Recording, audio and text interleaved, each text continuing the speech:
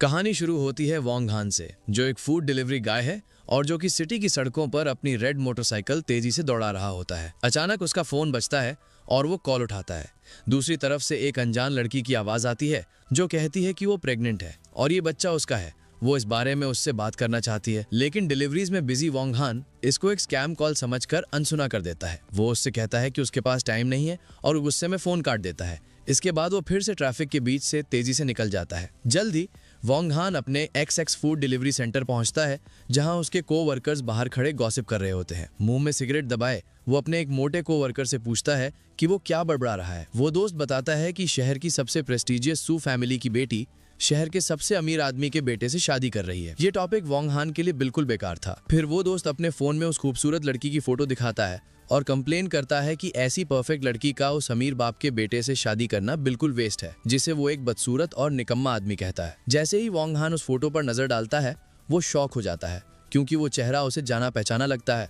उसका दोस्त तुरंत फोन वापस खींच लेता है और वोंग हान की मेमोरी क्लियर हो जाती है। दोस्त उससे पूछता है कि क्या उसे भी लगता है कि इतनी अच्छी लड़की ऐसे बेकार आदमी के लिए बर्बाद हो रही है, लेकिन वोंग हान उस लड़की को पहचान चुका था। ये वही नशे में धुत लड़की थी जिसने एक बार उसे सिड्यूस करने की कोशिश की थी। तभी उसके दिमाग की बत्ती जलती है। ये वही लड़की है जिसने उसे थोड़ी देर पहले कॉल किया था।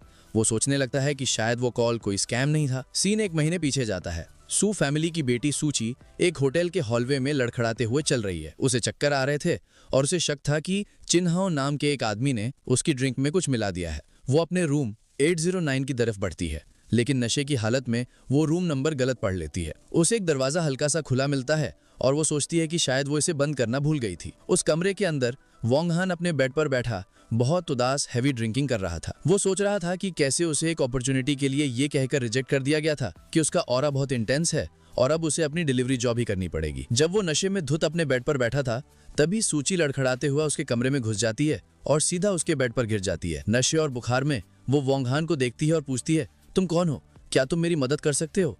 मेरा सर घूम रहा है और मुझे बहुत गर्मी लग रही है। खुद भी नशे में होने के बावजूद वोंग हान उसकी खूबसूरती में खो जाता है, ये सोचते हुए कि वो कितनी स्टनिंग है। जब वो उसके और करीब आकर मदद मांगती है तो वो घबरा जाता है, ये सोचते हुए कि क्या ये कोई सपना है। वो अपनी मुट्ठियां बंद कर लेता है और उसके पास शराब की एक बोतल गिरी हुई थी। इस इंटेंस सिचुएशन से बाहर निकलते हुए सीन वापस प्रेजेंट में आता है। वोंग हान इन्हीं यादों में खोया अपने दोस्त के फोन में सूची की फोटो को घूर रहा था। उसका मोटा दोस्त फैटी नोटिस करता है कि हान कहीं खोया हुआ है और उसका नाम पुकारता है। फैटी उसका मजाक उड़ाना शुरू कर देता है, सबको याद दिलाते हुए कि कैसे हान हमेशा बड़ी बड़ी कहानियां बनाता है, जैसे कि वो एक इंटरनेशनल मूवी स्टार के साथ सोया था। वो ताना मारते हुए पूछता है कि क्या अब हान ये दावा करेगा कि उसने सू फैमिली की बेटी के साथ भी कुछ किया है। बाकी को-वर्कर्स भी हंसने लगते हैं और उसकी पुरानी कहानियों को याद करते हैं, जैसे कि वो एक इंटरनेशनल आर्म्स डीलर था या बीजिंग की एक एलीट फैमिली का टॉप डॉग था। लेकिन वोंग हान शांत रहता है। वो एक सिगरेट जलाता है और उनसे कहता है, तुम लोग नहीं समझोगे, और फिर एक रहस्यमय अंदाज में कहता है, मेरी असलियत सबकी आंखों के ठीक सामने है। जैसे ही एक दोस्त उसके दावे को खारिज करने वाला होता है,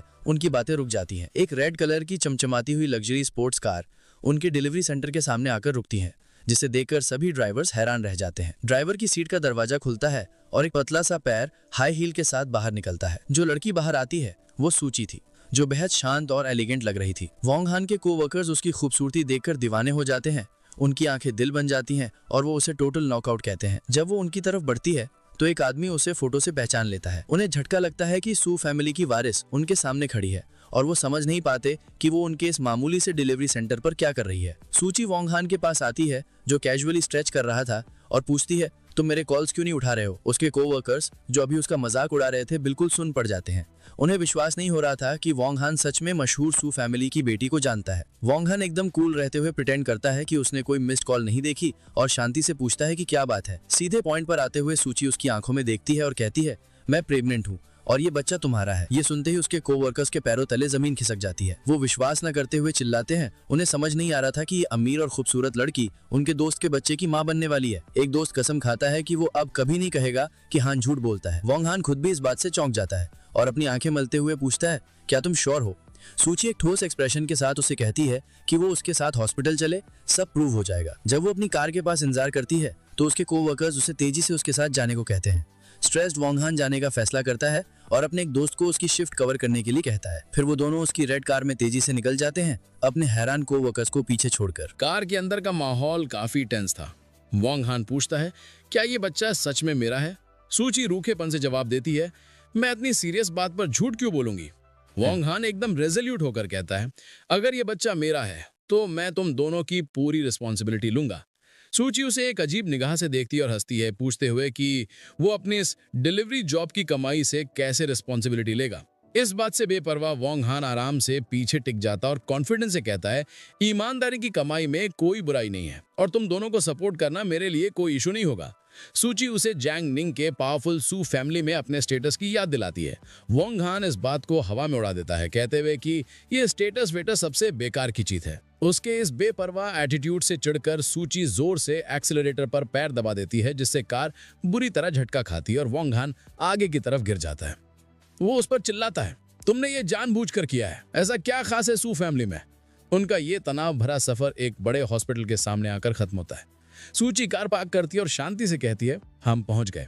जैसे ही वो कार से बाहर निकलते हैं, सूची वोंग हान को चेतावनी देती है कि वो रिस्पॉन्सिबिलिटी शब्द को इतने हल्के में ना ले। वो उसे उन गंभीर परिणामों की याद दिलाती है जो उसे झेलने पड़ेंगे अगर उसके परिवार को पता चला कि एक फूड डिलीवरी गाय ने उसे प्रेग्नेंट कर दिया है। ये सुनकर वोंग हान को गुस्सा आ जाता है और वो जोर से कहता है, ये मेरे लिए कोई मजाक नहीं है, अगर ये बच्चा मेरा है तो मैं इसकी रिस्पॉन्सिबिलिटी जरूर लूंगा। उसके गुस्से को नजरअंदाज करते हुए सूची उसे अंदर आने को कहती है।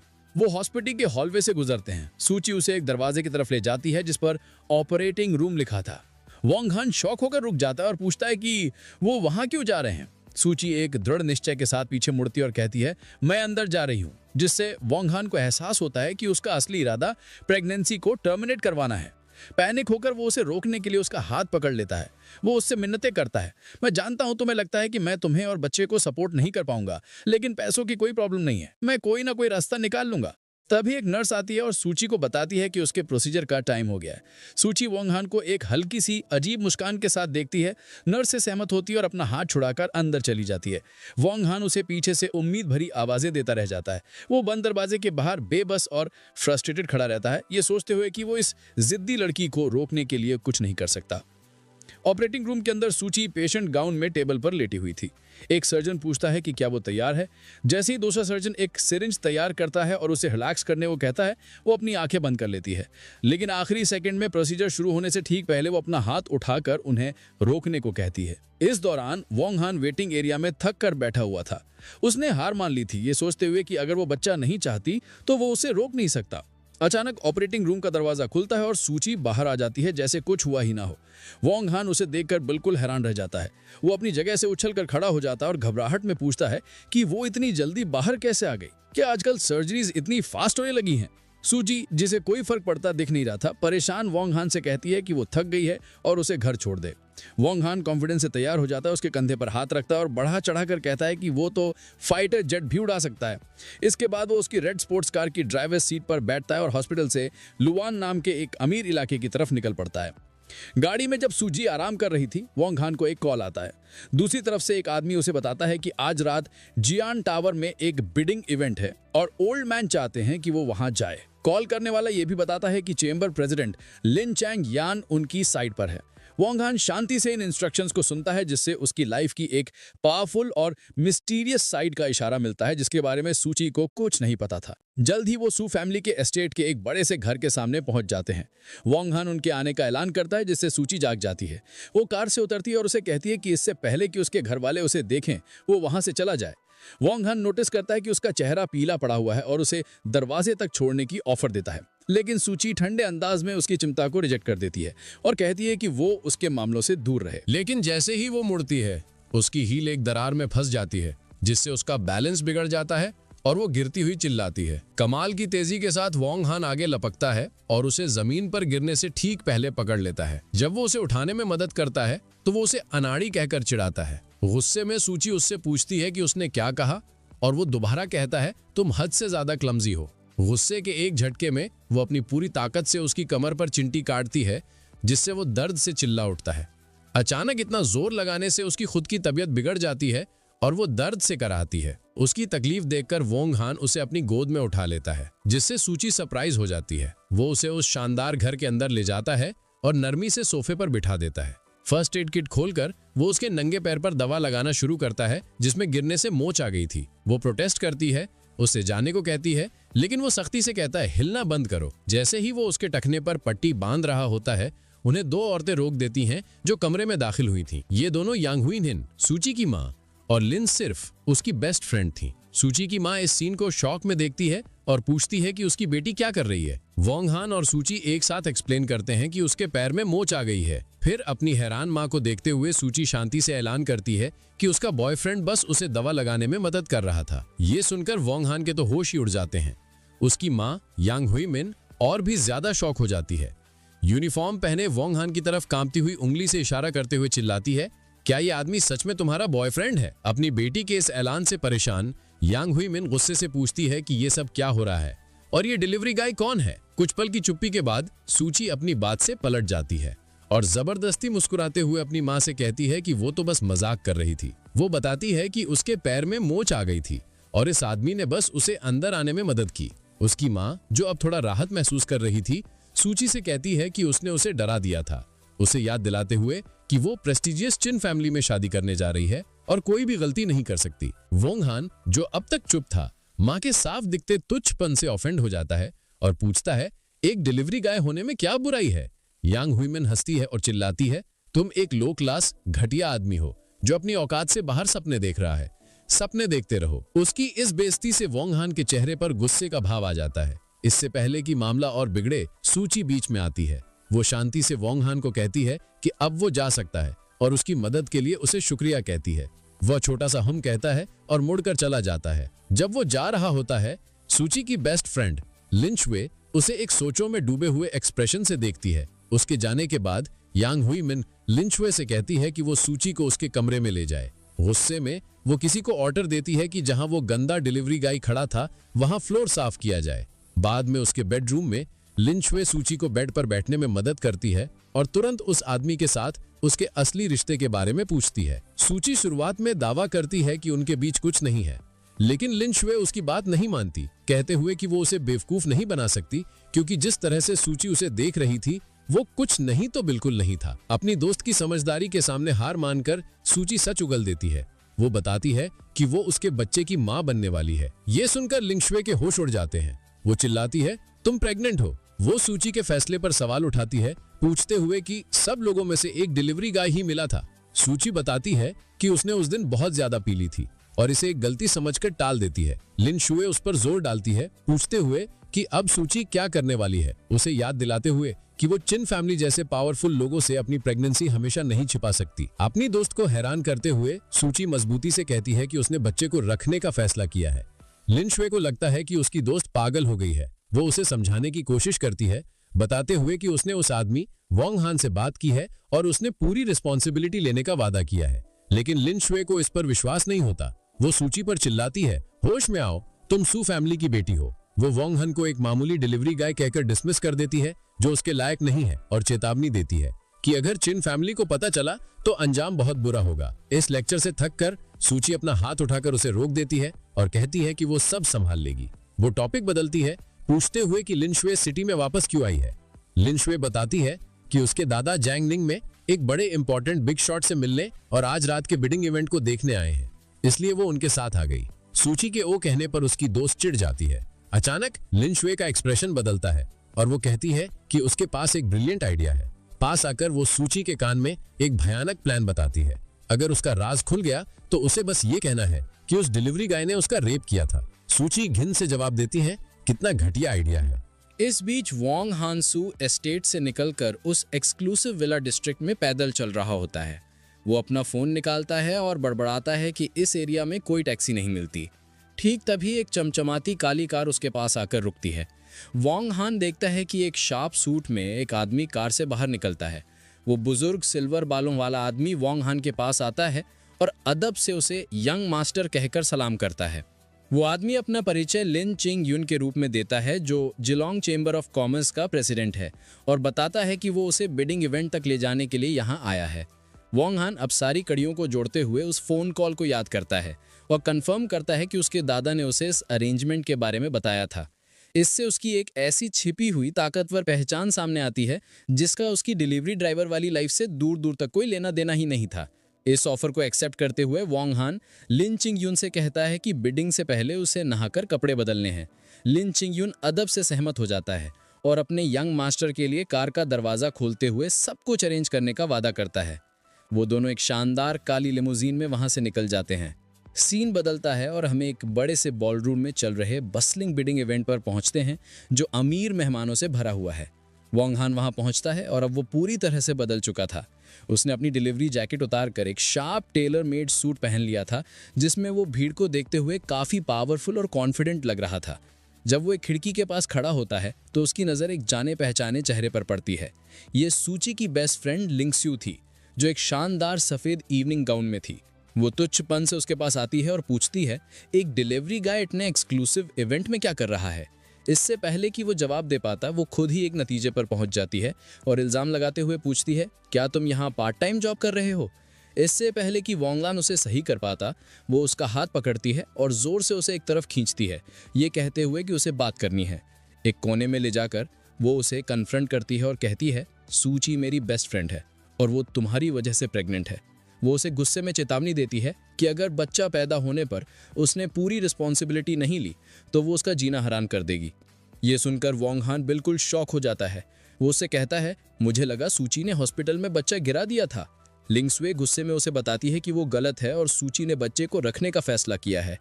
ये नई जानकारी वोंग हान को हिरा कर रख देती है और वो विश्वास न करते हुए सूची का नाम पुकारता है। उसे एहसास होता है कि इसका मतलब वो सर्जरी के लिए नहीं गई थी।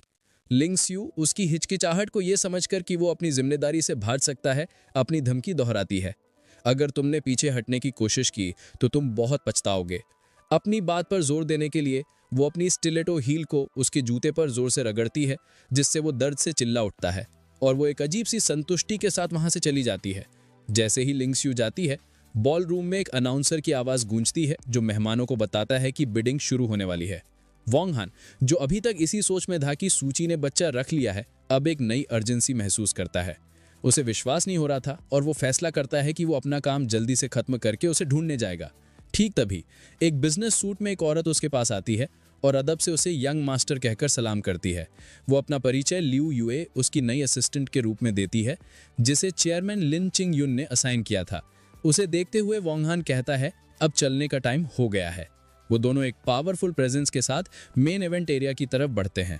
जैसे ही वो अपनी जगह लेते हैं एक मोटा भड़कीले कपड़े पहना हुआ आदमी आगे की तरफ आता है। वो बड़े गर्व से वहां मौजूद लोगों को ऐलान करता है कि आज का main bid new district project चिन फैमिली के नाम होने वाला है। अपनी मूंछ पर ताव देते हुए वो सबको चेतावनी देता है कि या तो उन्हें इज्जत दो या अंजाम भुगतने के लिए तैयार रहो। ये अहंकारी आदमी चिन ले था, चिन फैमिली का सबसे बड़ा यंग मास्टर। वोंग हान अपनी असिस्टेंट से पूछता है कि ये आदमी कौन है। लियू यूए बताती है कि वो चिन फैमिली से हैं जो जांग निंग के सबसे अमीर परिवारों में से एक है और इस प्रोजेक्ट के लिए उनके सबसे बड़े राइवल हैं। एक तुच्छ भरी नज़र से वो सवाल करता है, ऐसा आदमी मुझसे कम्पीट करेगा? लियू यूए आगे बताती है कि चिन फैमिली इस प्रोजेक्ट को जीतकर सू फैमिली के साथ अपने शादी के अलायंस को यूज़ करके किसी मुश्किल से निकलना चाहते हैं। सू फैमिली का नाम सुनते ही वोंग हान के दिमाग की बत्ती जल जाती है। उसे अपने कोवर्कर की बात याद आती है कि कैसे मिस सू की शादी एक बेकार अमीरजादे से हो रही है। उसे एहसास होता है कि ये अहंकारी आदमी चिन ले वही है जिससे सूची की शादी होने वाली है। एक गंभीर चेहरे के साथ अब उसे पूरी तस्वीर साफ दिख रही थी। सूची की सगाई, उसके परिवार की परेशानियां और ये बिडिंग वॉर सब आपस में जुड़ा हुआ था। ऑक्शनियर मेन आइटम लॉर्ड 053 को प्रेजेंट करता है जो न्यू डिस्ट्रिक्ट से जुड़ा था। बिना हिचकिचाए चिनले अपना पैडल उठाता है और 5 बिलियन से बोली शुरू करता है। भीड़ में हैरानी की सरसराहट फैल जाती है। सब समझ जाते हैं कि चिन फैमिली इस प्रोजेक्ट को जीतने के लिए कुछ भी करेगी। वो आपस में फुसफुसाते हैं कि चिन और सू फैमिली की होने वाली शादी के बाद कोई भी उन्हें चैलेंज करने की हिम्मत नहीं करेगा। जैसे ही नीलामी तय हुई लग रही थी, वोंग हान ने शांति से अपना बिडिंग पैडल उठाया और 600 मिलियन की बोली लगा दी। पूरा कमरा सन्नाटे में आ गया और फिर वहां एकदम से खुसुर फुसुर शुरू हो गई। मेहमान सोचने लगे कि आखिर ये हिम्मत वाला आदमी है कौन? शायद कोई बाहर का है जो चिन फैमिली के खिलाफ जाने की जरूरत कर रहा है। उन्हें लग रहा था कि ये प्रोजेक्ट तो चिन्स के लिए पक्का था और वो इस बात को ऐसे ही नहीं जाने देंगे। दूसरी तरफ चिन ले का घमंडी चेहरा गायब हो गया और उसकी जगह शुद्ध गुस्से ने ले ली। उसने अपनी मुट्ठी इतनी कस के भींची कि उसके नकल्स सफेद पड़ गए। उसने गुस्से से वोंग हान को घूरा और चिल्लाकर पूछा, तुम होते कौन हो? मौत को बुलावा दे रहे हो क्या? वोंग हान ने अपनी मुट्ठी को जोर से दबाकर कहा, मैं तुम्हें नहीं जानता। चिन ले ने अपनी मुट्ठी को जोर से दबाकर कहा, तुम होते कौन हो? मौत को बुलावा दे रहे हो क्या? वोंग हान ने अपनी मुट्ठी को जोर से दबाकर कहा, तुम होते कौन हो? मौत को बुलावा दे रहे हो क्या? और इस तरह उनके बीच तकरार शुरू हो गई। चिन ले के गुस्से का सामना करते हुए भी वॉन्ग हैन बिल्कुल शांत रहा। उसने आराम से इशारा किया, हम एक ऑक्शन में है, यहां सबसे ऊंची बोली लगाने वाला जीतता है, कोई प्रॉब्लम है क्या? चिन ले, जिसका चेहरा गुस्से से बिगड़ गया था, पलटकर बोला, तुमने सुना नहीं मैंने क्या कहा? यह प्रोजेक्ट चिन फैमिली को चाहिए। पूरे कॉन्फिडेंस के साथ वॉन्ग हैन ने जवाब दिया, मैंने बिल्कुल आराम से सुना, लेकिन इससे मेरा क्या लेना देना? आसपास के मेहमान शॉक में थे, आपस में बात कर रहे थे कि आखिर ये रहस्यमयी आदमी है कौन जो ताकतवर चिन फैमिली को चैलेंज करने की हिम्मत कर रहा है। अपनी बेइज्जती से तल मिलाया हुआ चिन ले अपना पैडल उठाता है और 700 मिलियन की बोली लगाता है। बिना एक पल गवाए वॉन्ग हैन 800 मिलियन बोल देता है। बिडिंग की ये जंग चलती रहती है और माहौल में टेंशन बढ़ता जाता है। चिन ले अपने लोगों के साथ वॉन्ग हैन के पास आता है। उसके चेहरे के सामने आकर वो चिल्लाता है, जैंगनिंग सिटी में चिन फैमिली ही कानून है। वो आखिरी उम्मीद भरी कोशिश करते हुए 900 मिलियन की बोली लगाता है और वॉन्ग हैन को चैलेंज करता है, अगर मरने का शौक है तो बोली लगाते रहो। वॉन्ग हैन बस हंस देता है, जैसे उसे बड़ा मजा आ रहा हो, और कैजुअली 1 बिलियन की बोली अनाउंस कर देता है। सबके सामने इस तरह बेइज्जत होकर चिन ले आखिरकार अपना आपा खो बैठता है। वो चिल्लाता है, तू पिटना चाह रहा है, और वॉन्ग हैन के चेहरे पर एक जोरदार घूंसा मारने की कोशिश करता है। लेकिन वॉन्ग हैन की फुर्ती का कोई जवाब नहीं था। वो आसानी से उस अनाड़ी हमले से बच जाता है और एक ही झटके में चिन ले के चेहरे पर एक पावरफुल पंच जड़ देता है। चिन ले दर्द से चिल्लाता हुआ दूर जा गिरता है। वॉन्ग हैन नफरत से पूछता है, तुझे क्या लगा तू अकेला मुझे संभाल लेगा? जैसे ही चिन ले नशे में पड़ा होता है, उसके 2 बॉडीगार्ड्स उठकर वॉन्ग हैन पर हमला कर देते हैं। आगे होने वाली फाइट बेहद तेजी से खत्म हो जाती है। वॉन्ग हैन कमाल की स्पीड से मूव करता है और उन्हें आसानी से अपने पावरफुल किक्स और स्ट्राइक से धूल चटा देता है, जिसके बाद वो बॉल रूम के फ्लोर पर हारे हुए पड़े थे। चिन ले मुश्किल से उठता है, अपने सूजे हुए चेहरे को विश्वास नहीं करते हुए पकड़ता है। वो वॉन्ग हैन पर चिल्लाता है, तुझे मरने का शौक है जो मुझ पर हाथ उठाया? वॉन्ग हैन एक ठंडी मुस्कान के साथ जवाब देता है, लेकिन अभी तो मैं तुझे ही मार रहा हूं। वो एक और हमला करता है और चिन ले के एक आदमी को एक जोरदार लात मारकर हवा में उड़ा देता है। वो बॉडीगार्ड एक जोर की थर्ड आवाज के साथ आकर ठीक अपने बॉस के ऊपर गिरता है और दोनों एक बेइज्जत ढेर में बेहोश हो जाते हैं। फाइट कुछ ही सेकंड्स में खत्म हो जाती है और वॉन्ग हैन उस कियोस्क के बीच शांति से खड़ा रहता है। वो हैरान रूम की तरफ मुड़ता है और डरे हुए ऑक्शनियर से कैजुअली पूछता है, क्या कोई और बोली लगाएगा? ऑक्शनियर हकलाते हुए जल्दी से जवाब देता है कि कोई और बिडर नहीं है। ऑक्शन जीतने के बाद वॉन्ग हैन का काम पूरा हो जाता है। वो अपनी असिस्टेंट लियू यूए की तरफ मुड़ता है और उसे डॉक्यूमेंट साइन करके फंड्स ट्रांसफर करने का निर्देश देता है, ये कहते हुए कि उसे एक जरूरी काम है। वो आखिरी बार हाथ हिलाता है और कॉन्फिडेंटली बॉल रूम से बाहर चला जाता है, सबको उस शक्तिशाली प्रदर्शन के झटके में छोड़कर जो उन्होंने अभी अभी देखा था। कहानी एक शानदार कमरे में शिफ्ट होती है जहां लिंगशु अपने दादा के सामने खड़ी थी, जो वही लिंग या योंग है जो वॉन्ग हैन के लिए काम करते हैं।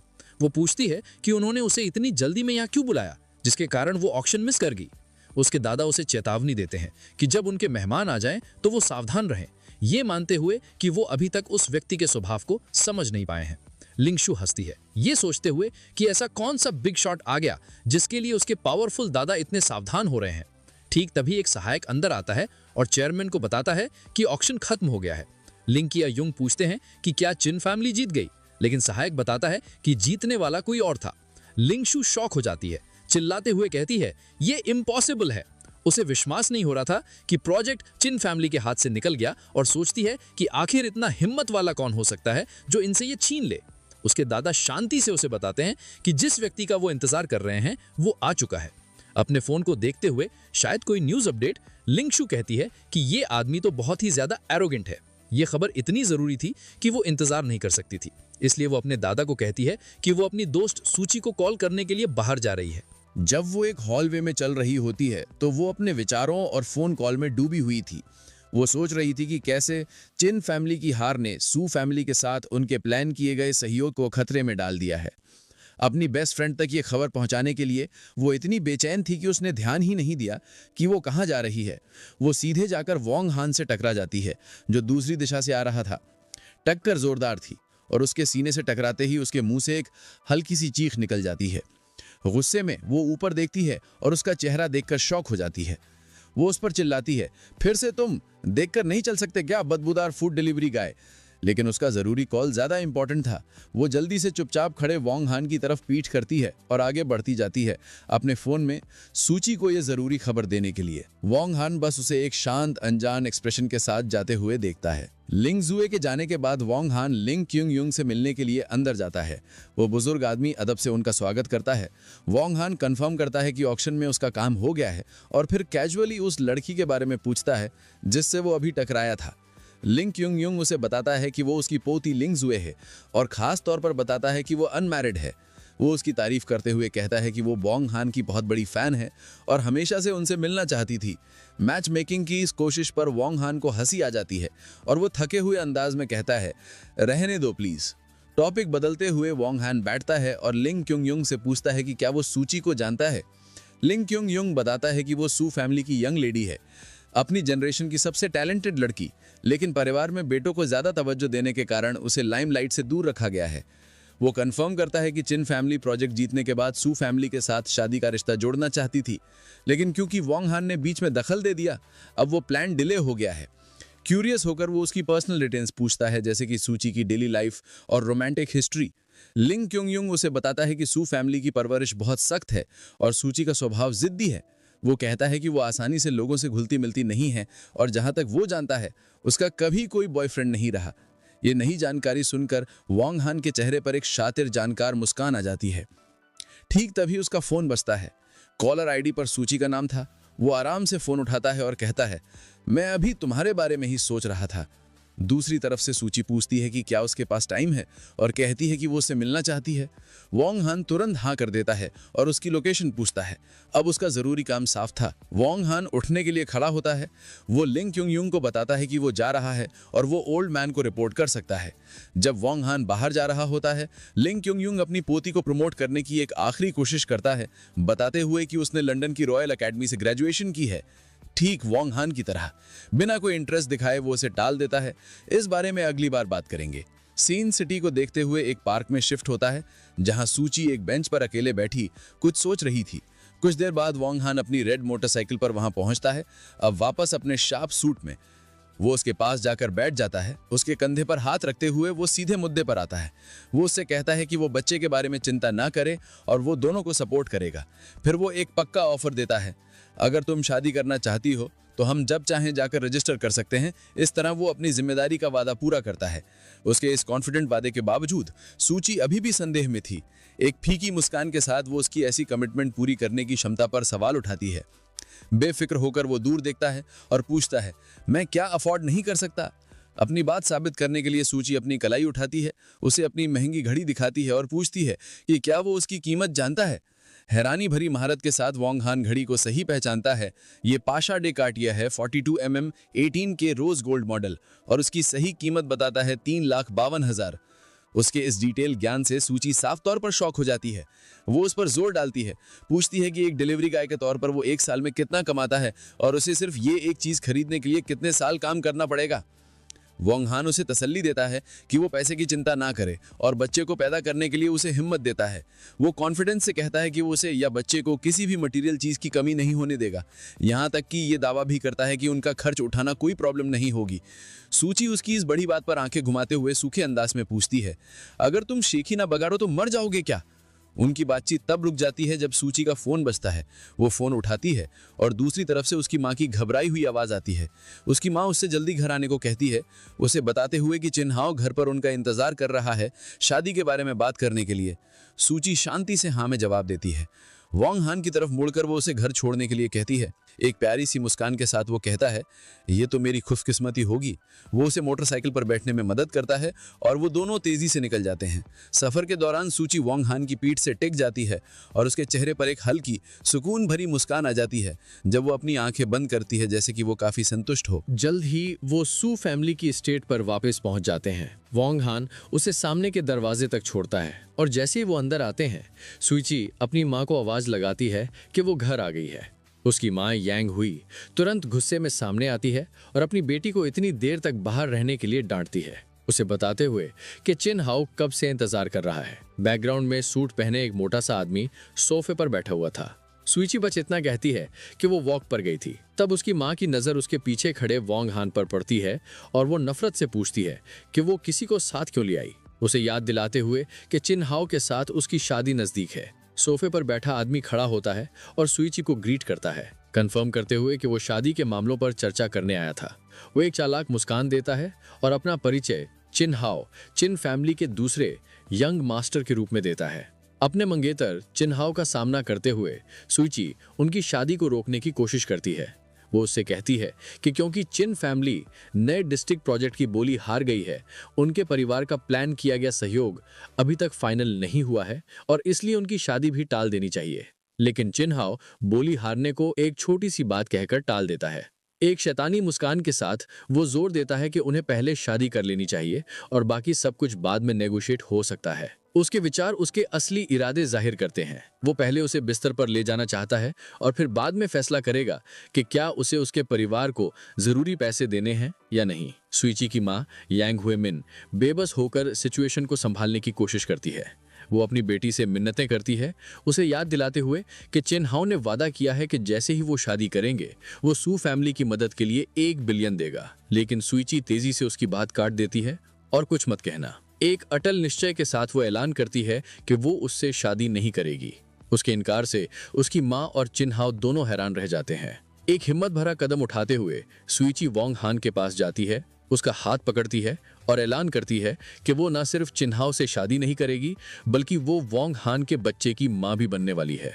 उसकी माँ डग से चीख पड़ती है, अपनी बेटी को पकड़ती और पूछती है, क्या तुम समझ रही हो तुम क्या कह रही हो? ये बताते हुए कि वोंग हान सिर्फ एक फूड डिलीवरी गाय है। सुईची अपनी माँ से मिन्नतें करती है, जोर देकर कहती है कि वो चिन हाओ से जबरदस्ती शादी नहीं करना चाहती और वादा करती है कि थोड़े समय के साथ वो सू फैमिली को उनके संकट से निकाल सकती है। अपनी बेटी के इस शर्मनाक बर्ताव से गुस्सा होकर यांग हुई सुईची को थप्पड़ मारने के लिए हाथ उठाती है, लेकिन इससे पहले कि हाथ उसके चेहरे तक पहुंचता, वोंग हान का हाथ तेजी से आगे बढ़ता है और उसकी कलाई को मजबूती से पकड़ लेता है, थप्पड़ को रोक देता है। वो ठंडे अंदाज में उसकी तरफ देखता है और पूछता है कि जिम्मेदारी से काम करने में क्या बुराई है। फिर वो शर्म का इल्जाम उस पर ही पलट देता है, पूछते हुए कि अपनी ही बेटी को फायदे के लिए एक घटिया आदमी को बेच देना, इसमें कोई शर्म नहीं है क्या? जब वो उसकी पकड़ में छटपटाती है, उस बदबूदार डिलीवरी गाय को उसे छोड़ने के लिए चिल्लाती है। मामला और बिगड़ जाता है। चिन हाओ जो अब तक ये ड्रामा देख रहा था, आखिरकार फट पड़ता है। वो सुईची पर इल्जाम लगाते हुए उंगली उठाता है। उसका चेहरा गुस्से से बिगड़ जाता है और उसे बेशर्म कहता है। वो कहता है कि उसने कभी नहीं सोचा था कि वो इतनी घटिया होगी। वो गुस्से में कहता है कि कैसे उसने एक डिलीवरी गाय को अपने साथ सोने दिया और फिर अपना सारा गुस्सा वोंग हान पर निकालता है, उसे मारने की कसम खाते हुए। सुईची बस पास में खड़ी हैरान और डर से सहमी रह जाती है। इससे पहले कि चिन हाओ किचकर पाता, वोंग हान बिजली की तेजी से आगे बढ़ता है। वो चिन हाओ के चेहरे पर एक जोरदार थप्पड़ मारता है, जिससे वो लड़खड़ाता हुआ पीछे जाकर जमीन पर गिर जाता है।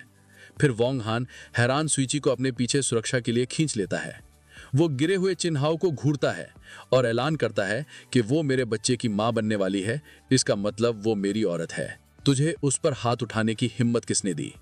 जमीन पर गिड़गिड़ाते हुए चिन हाओ विश्वास ना करते हुए चिल्लाता है कि वोंग हान ने उस पर हाथ उठाने की हिम्मत कैसे की। उसका गुस्सा उबाल मार रहा था। वो पास की टेबल से एक भारी एशट्रे उठाता है और उस जोड़े पर हमला करता है, चिल्लाते हुए, मैं तुम दोनों को मार डालूंगा। एक शांत तसल्ली भरी मुस्कान के साथ वोंग हान सुईची से कहता है कि वो उसके पीछे खड़ी रहे और वो घबराहट में हाँ कह देती है। जैसे ही चिन हाओ एशट्रे घुमाते हुए आगे बढ़ता है, वोंग हान आसानी से हमले से बच जाता है। एक ही झटके में वो चिन हाओ के जबड़े पर एक तबाहकुन घूसा मारता है, जिससे वो पीछे की तरफ उड़ता हुआ गिर जाता है और एशट्रे उसके हाथ से छूट जाती है। जब चिन हाओ नशे में पड़ा होता है, वोंग हान उसके ऊपर खड़ा होता है और ऐलान करता है, तेरी हिम्मत कैसे हुई मेरी औरत को हाथ लगाने की? अभी बात खत्म नहीं हुई थी। वोंग हान उस पिटे हुए आदमी के ऊपर बैठ जाता है, उसे कॉलर से पकड़ता है और कहता है, आज मैं तुझे सबक सिखाऊंगा। वो चिन हाओ के चेहरे पर लगातार कई ब्रूटल घूंसे बरसाता है, उसके शिकार की दर्द भरी चीखों और मदद के लिए गिड़गिड़ाने को नजरअंदाज करते हुए। जैसे ही वो एक और वार के लिए अपनी मुट्ठी उठाता है, सूची उसे रुकने के लिए आवाज देती है। ठीक उसी पल एक शक्तिशाली आवाज गूंजती है, किसने इतनी गुस्ताखी करने की हिम्मत की? एक प्रभावशाली लोगों का ग्रुप अंदर दाखिल होता है, जिनका नेतृत्व एक बुजुर्ग प्रतिष्ठित आदमी कर रहा था, जिसकी लंबी सफेद दाढ़ी थी और हाथ में एक छड़ी थी। सूची उस आदमी को शौक और डर से देखती है और उसे दादा कहकर पुकारती है। परिवार के मुखिया के आने से सब जम जाते हैं। सूची के दादा परिवार के दूसरे सदस्यों के साथ सीन का जायजा लेते हैं। चिन्हाव जमीन पर पिटा हुआ, सूची एक अनजान आदमी के साथ और उसकी मां शौक में। उस बुजुर्ग आदमी का चेहरा गंभीर था। जब उसने ऐलान किया कि उसने सब कुछ सुन लिया है, वो अपनी तेज नजर अपनी पोती पर घुमाता है और अपनी छड़ी जमीन पर पटकते हुए पूछता है, क्या ये सच है कि तुम इस डिलीवरी गाय के बच्चे की मां बनने वाली हो? धीमी हारी हुई आवाज में सूची कंफर्म करती है कि यह सच है। ये इकरार सू परिवार में पैनिक फैला देता है। वो चिल्लाते हैं कि यह सिचुएशन बिल्कुल बर्दाश्त के बाहर है और वो शक्तिशाली चिन परिवार को नाराज नहीं कर सकते।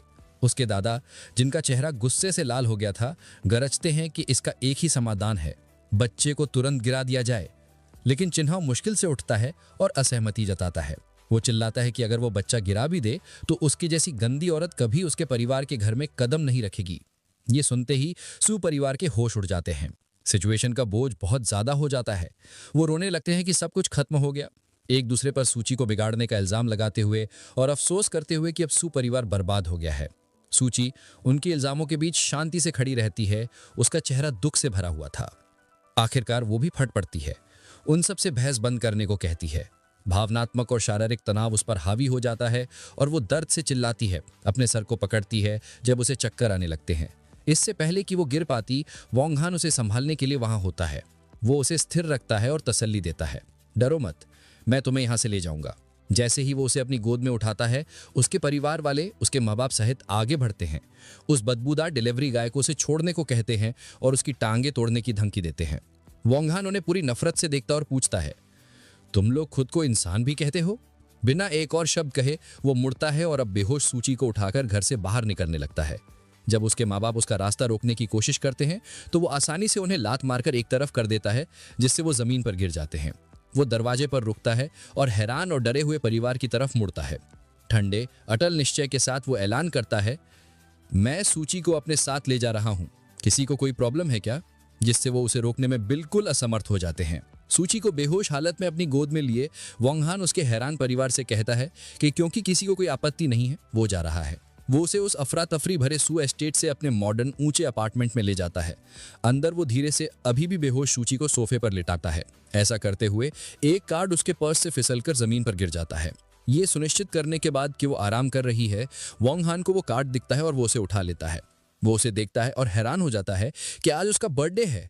उसे उसके लिए दया महसूस होती है, ये सोचते हुए कि भले ही वो एक अमीर परिवार से है, ऐसा लगता है कि किसी को उसका खास दिन याद नहीं था। उसके सोते हुए रूप को देखते हुए वो ये दिखाने का फैसला करता है कि वो क्या करने में सक्षम है, इस बात को दोहराते हुए कि वो उसकी औरत है। लगभग 20 मिनट बाद सूची को होश आना शुरू होता है। वो धीरे धीरे उठकर बैठती है, अभी भी नींद में और डिसोरिएंटेड, अपनी आंखें मलती हुई। सोचती है कि वो कहाँ है। ठीक तभी वोंग हान दूसरे कमरे से बाहर निकलता है, एक एप्रन पहने हुए। वो खाने का एक बोल आगे बढ़ाता है। अब जब तुम जाग गई हो तो तुम्हें भूख लगी होगी। सूची डाइनिंग टेबल की तरफ जाती है जहां वोंग हान ने एक शानदार खाना तैयार किया था, खास उसके लिए। वो अलग अलग डिशेस से आ रही स्वादिष्ट खुशबू से प्रभावित होती है, जिसमें स्टीम डेलिकेसीज, एक फ्रूट और चीज प्लेटर और कई ड्रिंक्स शामिल थे। वोंग हान बढ़ा चढ़ा के कहता है कि उसकी कुकिंग स्किल्स इतनी अच्छी हैं कि दुबई की एक राजकुमारी भी इसका स्वाद चखने के लिए गिड़गिड़ाएगी। उसके इस घमंड पर मुस्कुराते हुए सूची पूछती है, अगर तुम ब्रैग नहीं करोगे तो मर जाओगे क्या? जब वो खाने के लिए बैठते हैं, वोंग हान उससे कहता है कि आज के दिन उसे मरना शब्द बोलने की इजाजत नहीं है, जिससे सूची कंफ्यूज हो जाती है। इससे पहले कि वो पूछ पाती, वो अपना सरप्राइज सामने लाता है। वो एक छोटा सा गुलाबी केक लाता है जिस पर एक जलती हुई मोमबत्ती लगी हुई थी। एक कॉन्फिडेंट मुस्कान के साथ वो इसे हैरान सूची के सामने पेश करता है और उसे हैप्पी बर्थडे विश करता है। पूरी तरह से हैरान सूची अपने मुंह को ढक लेती है और पूछती है, तुम्हें कैसे पता चला कि आज मेरा बर्थडे है? वोंग हान बस मगली मुस्कुराता है और पूछता है, तुम्हें नहीं लगता कि मैं काफी अमेजिंग हूं? भावनाओं से अभिभूत होकर सूची कुछ बोल नहीं पाती और उसकी आंख में एक आंसू आ जाता है। ये देखकर वोंग हान उससे मजाक करते हुए कहता है, क्या तुम इतनी इमोशनल हो गई कि आंसू आ गए? रोना ठीक है।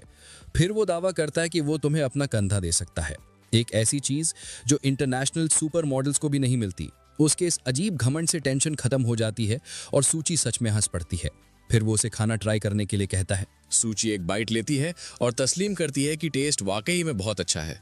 वोंग हान अपने यूजुअल एरोगेंस के साथ जवाब देता है, ऑफ कोर्स।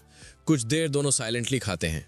डिनर खत्म होने के बाद वोंग हान सूची को कहता है कि केक का कैंडल बुझाकर एक विश मांगे। सूची आंखें बंद करती है, हाथ जोड़ती है और धीमी आवाज में एक छुपी हुई दुआ मांगती है। मोमेंट के गुजर जाने के बाद वॉन्ग हैन सीरियस टोन में उससे पूछता है, अब तुम्हारे प्लान्स क्या हैं? सूची उसकी आंखों में देखकर याद दिलाती है कि उसने प्रॉमिस किया था कि वो उनका सपोर्ट करेगा। वो पूछती है, अब तुम अपने बात से पीछे तो नहीं हट जाओगे ना? वॉन्ग हैन उसे तसल्ली देता है कि वो अपना वादा तोड़ने वाला नहीं है, लेकिन फिर एक चैलेंज फेंकता है, तुम्हें सच्ची में इतना हिम्मत है कि एक डिलीवरी गाय से शादी करोगी? ये सुनते ही सूची के अंदर एक आग सी भड़क उठती है। वो खड़ी हो जाती है और गुस्से भरी हिम्मत के साथ अनाउंस करती है, हाँ मुझे हिम्मत है, और अगर तुमने कभी मुझे और बच्चे को सपोर्ट नहीं किया तो मैं तुम्हें छोड़ के दोबारा शादी कर लूंगी। इस बोल्ड जवाब के साथ वॉन्ग हैन फैसला कर लेता है, ठीक है, कल ही हम रजिस्ट्रेशन करवा लेते हैं। सूची की आंखों में दृढ़ निश्चय चमक उठता है। वो जवाब देती है, मैं नहीं डरती। वॉन्ग हैन एक संतुष्ट मुस्कान के साथ पीछे झुक जाता है और कहता है, तो तय हो गया। लेकिन उसी वक्त उसका फोन बजता है। वो सूची से कहता है, मुझे ये कॉल लेना होगा, और बैल्कनी पर निकल जाता है। फोन पर दूसरी तरफ उसका आदमी श्याओ हुआ हादसे की तरह ब्रेथलेस लग रहा था। बॉस, आप खतरे में हो, एक असैसिन हाइड्रा जैंगनिंग आ रहा है आपको मारने। आराम से सिगरेट जलाते हुए वॉन्ग हैन काम रहता है। वो पूछता है, क्या सोर्स रिलायबल है? लोकेशन कंफर्म हुई? स्याओ हुआ बताता है कि उसे लास्ट टाइम लिन फैमिली की विला के आसपास देखा गया था। वॉन्ग हैन सिगरेट का धुआं छोड़कर कहता है, समझ गया, कल मैं खुद इस हाइड्रा का हिसाब कर लूंगा। तभी अंदर सोफा पर बैठी हुई सूची अपनी बेस्ट फ्रेंड लिंग शुए से कॉल पर थी, केक खाते हुए और फोन पकड़े। लिंग शुए उसे बर्थडे विश करती है और मजाक में पूछती है, क्या वो पहली थी विश करने वाली? सूची मुस्कान के साथ कहती है, नहीं, तुम सेकंड हो। शॉक्ड लिंग शुए तुरंत पूछती है, फर्स्ट कौन था? ये चिन्ह तो नहीं? सूची बैल्कनी की तरफ देखती है और सॉफ्टली कहती है, वो। लिंग शुए का गुस्सा फट पड़ता है, मतलब तुम फिर से उस डिलीवरी गाय के साथ? सूची एक बाइट और लेती है, सांस छोड़ती है और कहती है, ये लंबा किस्सा है, लेकिन कल हम शादी रजिस्टर करने जा रहे हैं। इस न्यूज से लिंग शुए पैनिक हो जाती है, क्या तुम पागल हो गई हो? डिलीवरी गाय से शादी? मुझे तुरंत तुम्हारी लोकेशन चाहिए। सूची शांति से कहती है, मैं उसके घर पर हूं। लिंग शुए उसे शांत करने की कोशिश करती है और बोलती है कि मैं कुछ न कुछ तरीका निकालती हूं। मैं उस बिग शॉट से, जो प्रोजेक्ट जीता है, जो मेरे दादा जानते हैं, उससे मदद मांगने वाली हूं। लेकिन इतना कहते ही कॉल कट हो जाता है। सूची हैरान और परेशान रह जाती है। बैल्कनी पर कॉन्वर्सेशन ज्यादा गहन हो चुका था। श्याओ हुआ रिपोर्ट देता है, और भी प्रॉब्लम है, 2 दिन पहले एल्डेस्ट प्रिंसेस ने आपके बारे में पूछा था। वॉन्ग हैन का चेहरा तुरंत सीरियस हो जाता है।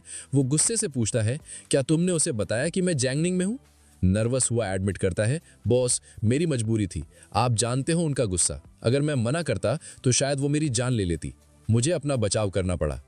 ये सुन के वॉन्ग हैन शॉक में अपना लाइटर गिरा देता है। वो फोन में चिल्लाता है, तुमने मुझे बेच दिया? हुआ सिचुएशन को डिफ्यूज करने की कोशिश करता है। बॉस, एक्चुअली वो प्रिंसेस आपके लिए परफेक्ट मैच है। उनका रॉयल बैकग्राउंड आपको एक्सेप्ट कर लेना चाहिए। वॉन्ग हैन गुस्से में चिल्लाता है, बंद करो बकवास, वापस बताओ वो कब आ रही है। डर के मारे श्याओ हुआ नेटवर्क का बहाना बनाकर कॉल कट कर देता है।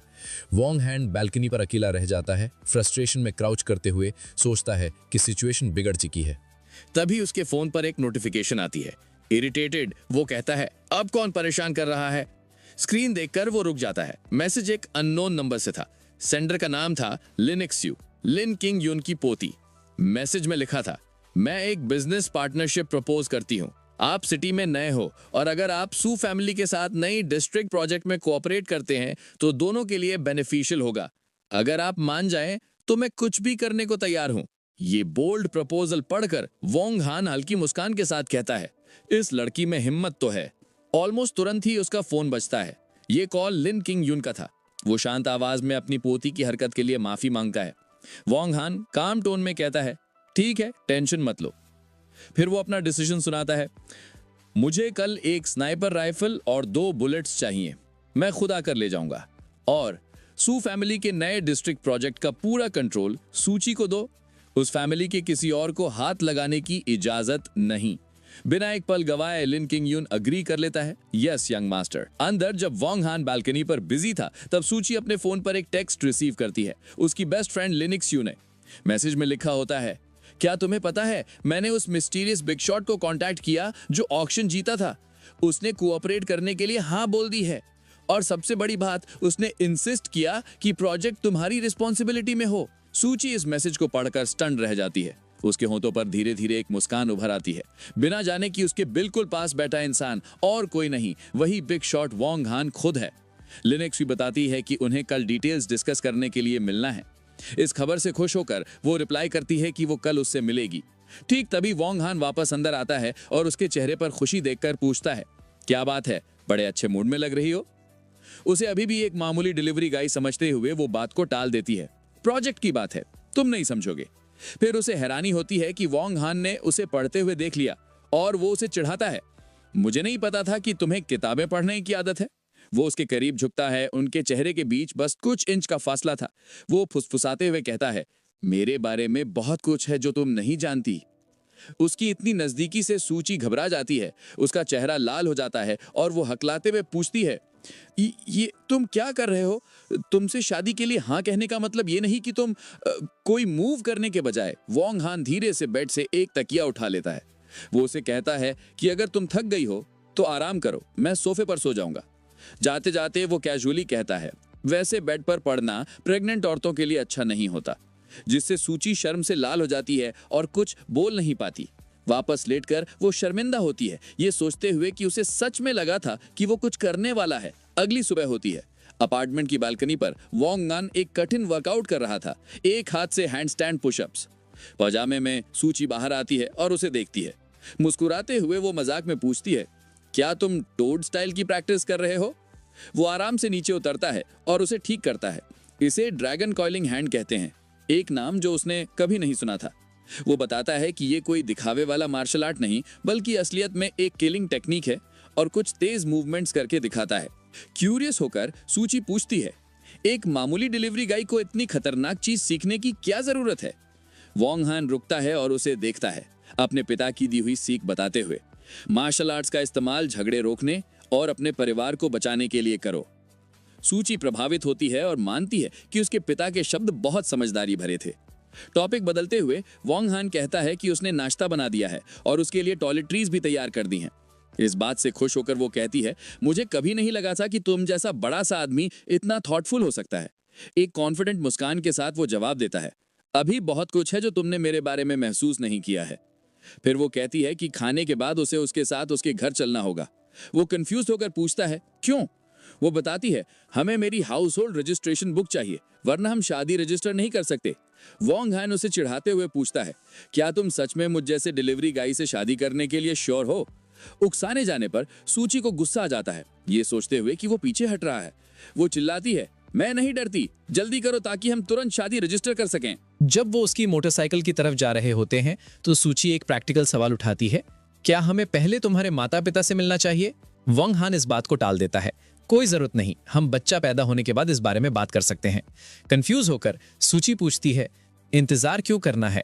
एक शातिर मुस्कान के साथ वोंग हान बताता है, मुझे डर है कि मेरी फैमिली तुम्हें पसंद नहीं करेगी। जब बच्चा पैदा हो जाएगा तो मेरी फैमिली को मजबूरन इस सिचुएशन को एक्सेप्ट करना पड़ेगा।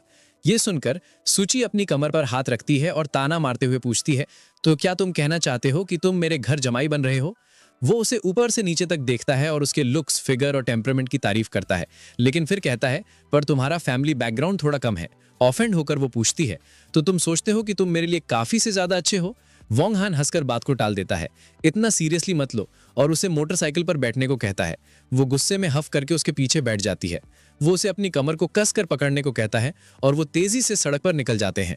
लेकिन उन्हें नहीं पता था कि कोई उन पर नजर रख रहा है। एक छिपी हुई जगह से चिन्हाव और उसका एक मस्कुलर साथी उन्हें जाते हुए देखते हैं। वो साथी नफरत से कहता है, उसने एक रात डिलीवरी गाय के साथ गुजारी, और अपने यंग मास्टर से पूछता है कि क्या करना है। गुस्से से भरे चेहरे के साथ चिन्हाव एक बेहद क्रूर आदेश देता है। वो अपने आदमी से कहता है, उस डिलीवरी गाय को मार दो और उस कमीने को मेरे लिए एक होटल में ले आओ। वो साथी अपनी उंगलियां चटकाता है और कहता है कि वो अपने आदमियों को लेकर तुरंत उनका पीछा करेगा। जब वोंग हान और सूची शहर से गुजर रहे होते हैं तो वो अपने रियर व्यू मिरर में देखता है कि एक सफेद वैन उनका पीछा कर रही है। वो समझ जाता है कि उनका पीछा हो रहा है। तेजी से सोचते हुए वो पीछे झुकता है और सूची से कहता है, प्लान में थोड़ा चेंज है, तुम पहले घर जाकर अपना सामान ले आओ, मुझे एक काम है। खतरे से अनजान वो मान जाती है। वोंग हान फिर तेजी से गाड़ी चलाता है, ट्रैफिक के बीच से निकलते हुए अपने पीछा करने वालों को गुमराह करने की कोशिश करता है। अपने प्लान के मुताबिक वोंग हान सूची को एक सेफ हाउस पर छोड़ता है। जब वो सुरक्षित अंदर चली जाती है तो वो अपनी मोटरसाइकिल पर वापस बैठता है और तेजी से निकल जाता है, पीछा करने वालों का ध्यान अपनी तरफ खींचता हुआ। सफेद वैन तुरंत उसका पीछा करती है, एक अमीर इलाके में उसके पीछे पीछे। वोंग हान उन्हें थोड़ी देर तक घुमाता है और फिर एक बड़े मॉडर्न विला के सामने रुक जाता है, एक जानबूझकर चुनी गई जगह। वो अपनी मोटरसाइकिल रोकता है और नीचे उतरता है, जैसे इंतजार कर रहा हो। उसकी नजर विला के सेकंड फ्लोर की बालकनी पर जाती है और वहां छिपे एक स्पाइकी बालों वाले आदमी को देखता है, जिससे कंफर्म हो जाता है कि ये एक एम्बुश है। बालकनी पर खड़ा आदमी समझ जाता है कि वो देखा जा चुका है। बेफिक्र वोंग हान शांति से विला की तरफ बढ़ता है, ये सोचते हुए जब सारे दुश्मन यहीं इकट्ठे हैं तो इन सबको एक साथ निपटाने का वक्त आ गया है। वो शानदार खाली घर में घुसता है और ऊपर जाता है। एक कमरे में एक टेबल पर स्नाइपर राइफल का केस खुला पड़ा था, ठीक वैसा ही जैसा उसने अरेंज किया था। वो सप्रेस्ड राइफल उठाता है, लिन कैन्यून की एफिशिएंसी से प्रभावित होकर। लेकिन अचानक उसकी नजर एक अनएक्सपेक्टेड चीज पर पड़ती है।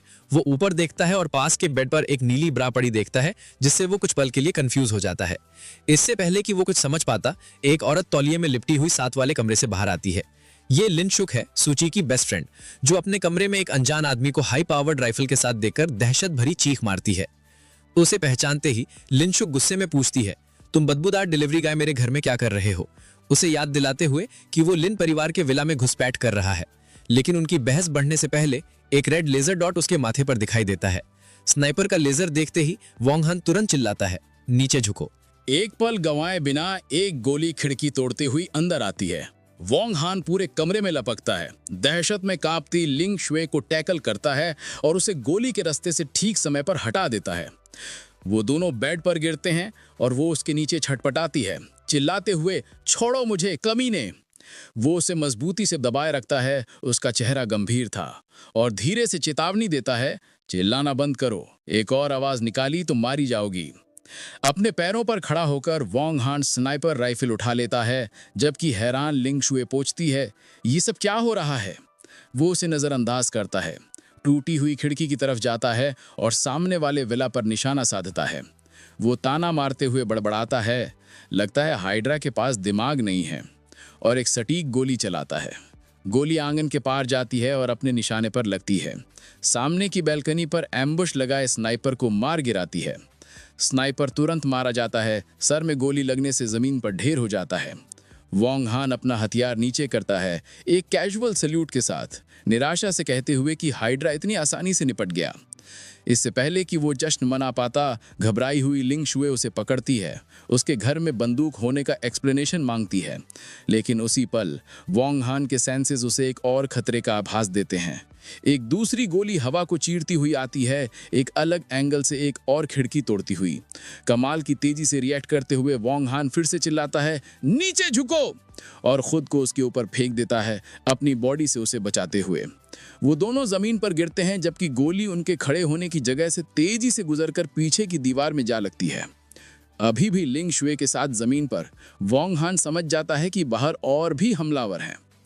तेजी से सोचते हुए वो बेड से उसका एक कपड़ा उठाकर हवा में उछाल देता है, एक धोखा देने के लिए। वो मन ही मन अपने दुश्मनों को गिनता है, असैसिन हाइड्रा, वैन वाले गुंडे और ये नया स्नाइपर। वो गंभीरता से निष्कर्ष निकालता है कि आज उसके पास कई मेहमान हैं जिनसे निपटना है। धोखा काम कर जाता है। जैसे ही दुश्मन स्नाइपर उस हरकत पर गोली चलाता है, वोंग हान अपनी राइफल से निशाना लगाता है, जबकि डरी हुई लिंग शुए उसके पीछे से देख रही थी। वो अपनी दूसरी और आखिरी गोली से जवाब देता है। गोली खुली जगह से उड़ती हुई जाती है और एक अलग जगह छिपे दूसरे स्नाइपर को मार गिराती है। तुरंत एक तीसरी जगह से भारी फायरिंग शुरू हो जाती है, जब पास की छत पर एक और असैसिन उनकी खिड़की पर गोलियों की बरसात कर देता है। वोंग हान लिंग शुए को पकड़ता है और एक सोफे के पीछे कवर लेने के लिए कूद जाता है, जबकि उनके पीछे की दीवार गोलियों से छलनी हो जाती है। एक अजीब पोजीशन में फंसे हुए वो चिल्लाती है और उसे पॉवर्ट कहती है। जब शूटिंग रुकती है, वोंग हान शांति से दीवार से दुश्मन की एक खाली गोली का खोल निकालता है। वो उसे ध्यान से देखता है और उसके बेस पर एक अनोखे 6 नुकीले सितारे के निशान को पहचानता है। वो उसे एरीज नाम के एक बदनाम ईस्टर्न यूरोपियन असैसिन ऑर्गेनाइजेशन का एक खास वॉर हेड बताता है। वो हिली हुई लिंग शुए की तरफ मुड़ता है और पूछता है, तुमने कब इतने खतरनाक लोगों से पंगा ले लिया? वो बस हकलाते हुए कह पाती है कि उसे नहीं पता। उसी पल वोंग हान अपनी खाली राइफल को देखता है और खुद को लापरवाही के लिए कोसता है। उसने सिर्फ 2 गोलियां मांगी थीं और अब उसके पास एम्यूनिशन नहीं था। वो घुटनों के बल बैठता है, ये सोचते हुए कि अब क्या करे जब वो निहत्था है और घिरा हुआ है। अचानक लिंग शुए को कुछ याद आता है। वो वोंग हान को बताती है कि शायद वो जानती है कि इस हमले के पीछे कौन है। उसे याद है कि कुछ समय पहले एक ईस्टर्न यूरोपियन बॉस ने उसकी कंपनी से रिसर्च टेक्नोलॉजी खरीदने की कोशिश की थी, लेकिन उसने उसका ऑफर ठुकरा दिया था। इस खुलासे से प्रोफेशनल असैसिन्स के उसे मारने के पीछे का एक साफ मकसद मिल जाता है। जब गोलियों की बारिश जारी रहती है, वोंग हान की आंखें सिकुड़ जाती हैं। वो तेजी से लिंग शुए का सर नीचे दबाता है, चिल्लाते हुए, ध्यान से! जबकि एक और गोली उनके पास से गुजर जाती है। सोफे के पीछे फंसे हुए वो मलबे के बीच बैठे गोलाबारी रुकने का इंतजार करते हैं। कोई एम्यूनिशन ना होने के कारण वोंग हान को एक नया प्लान चाहिए था। उसकी नजर जमीन पर पड़े टूटे हुए ग्लास के टुकड़ों पर पड़ती है। एक हताश कदम उठाने का फैसला करते हुए वो ग्लास का एक तेज टुकड़ा उठाता है। गोलाबारी में एक पल के आराम का फायदा उठाते हुए वो अपने पैरों पर कूदता है और कमाल की तेजी से उस ग्लास के टुकड़े को एक फेंकने वाले चाकू की तरह आखिरी स्नाइपर की पोजीशन की तरफ फेंक देता है। वो मेकशिफ्ट हथियार अपने निशाने पर लगता है और असैसिन दर्द से चिल्ला उठता है। आखिरी स्नाइपर के गिरते ही तुरंत खतरा टल जाता है। वोंग हान खड़ा होता है और लिंग शुए से कहता है, अब तुम उठ सकती हो, सब सेफ है।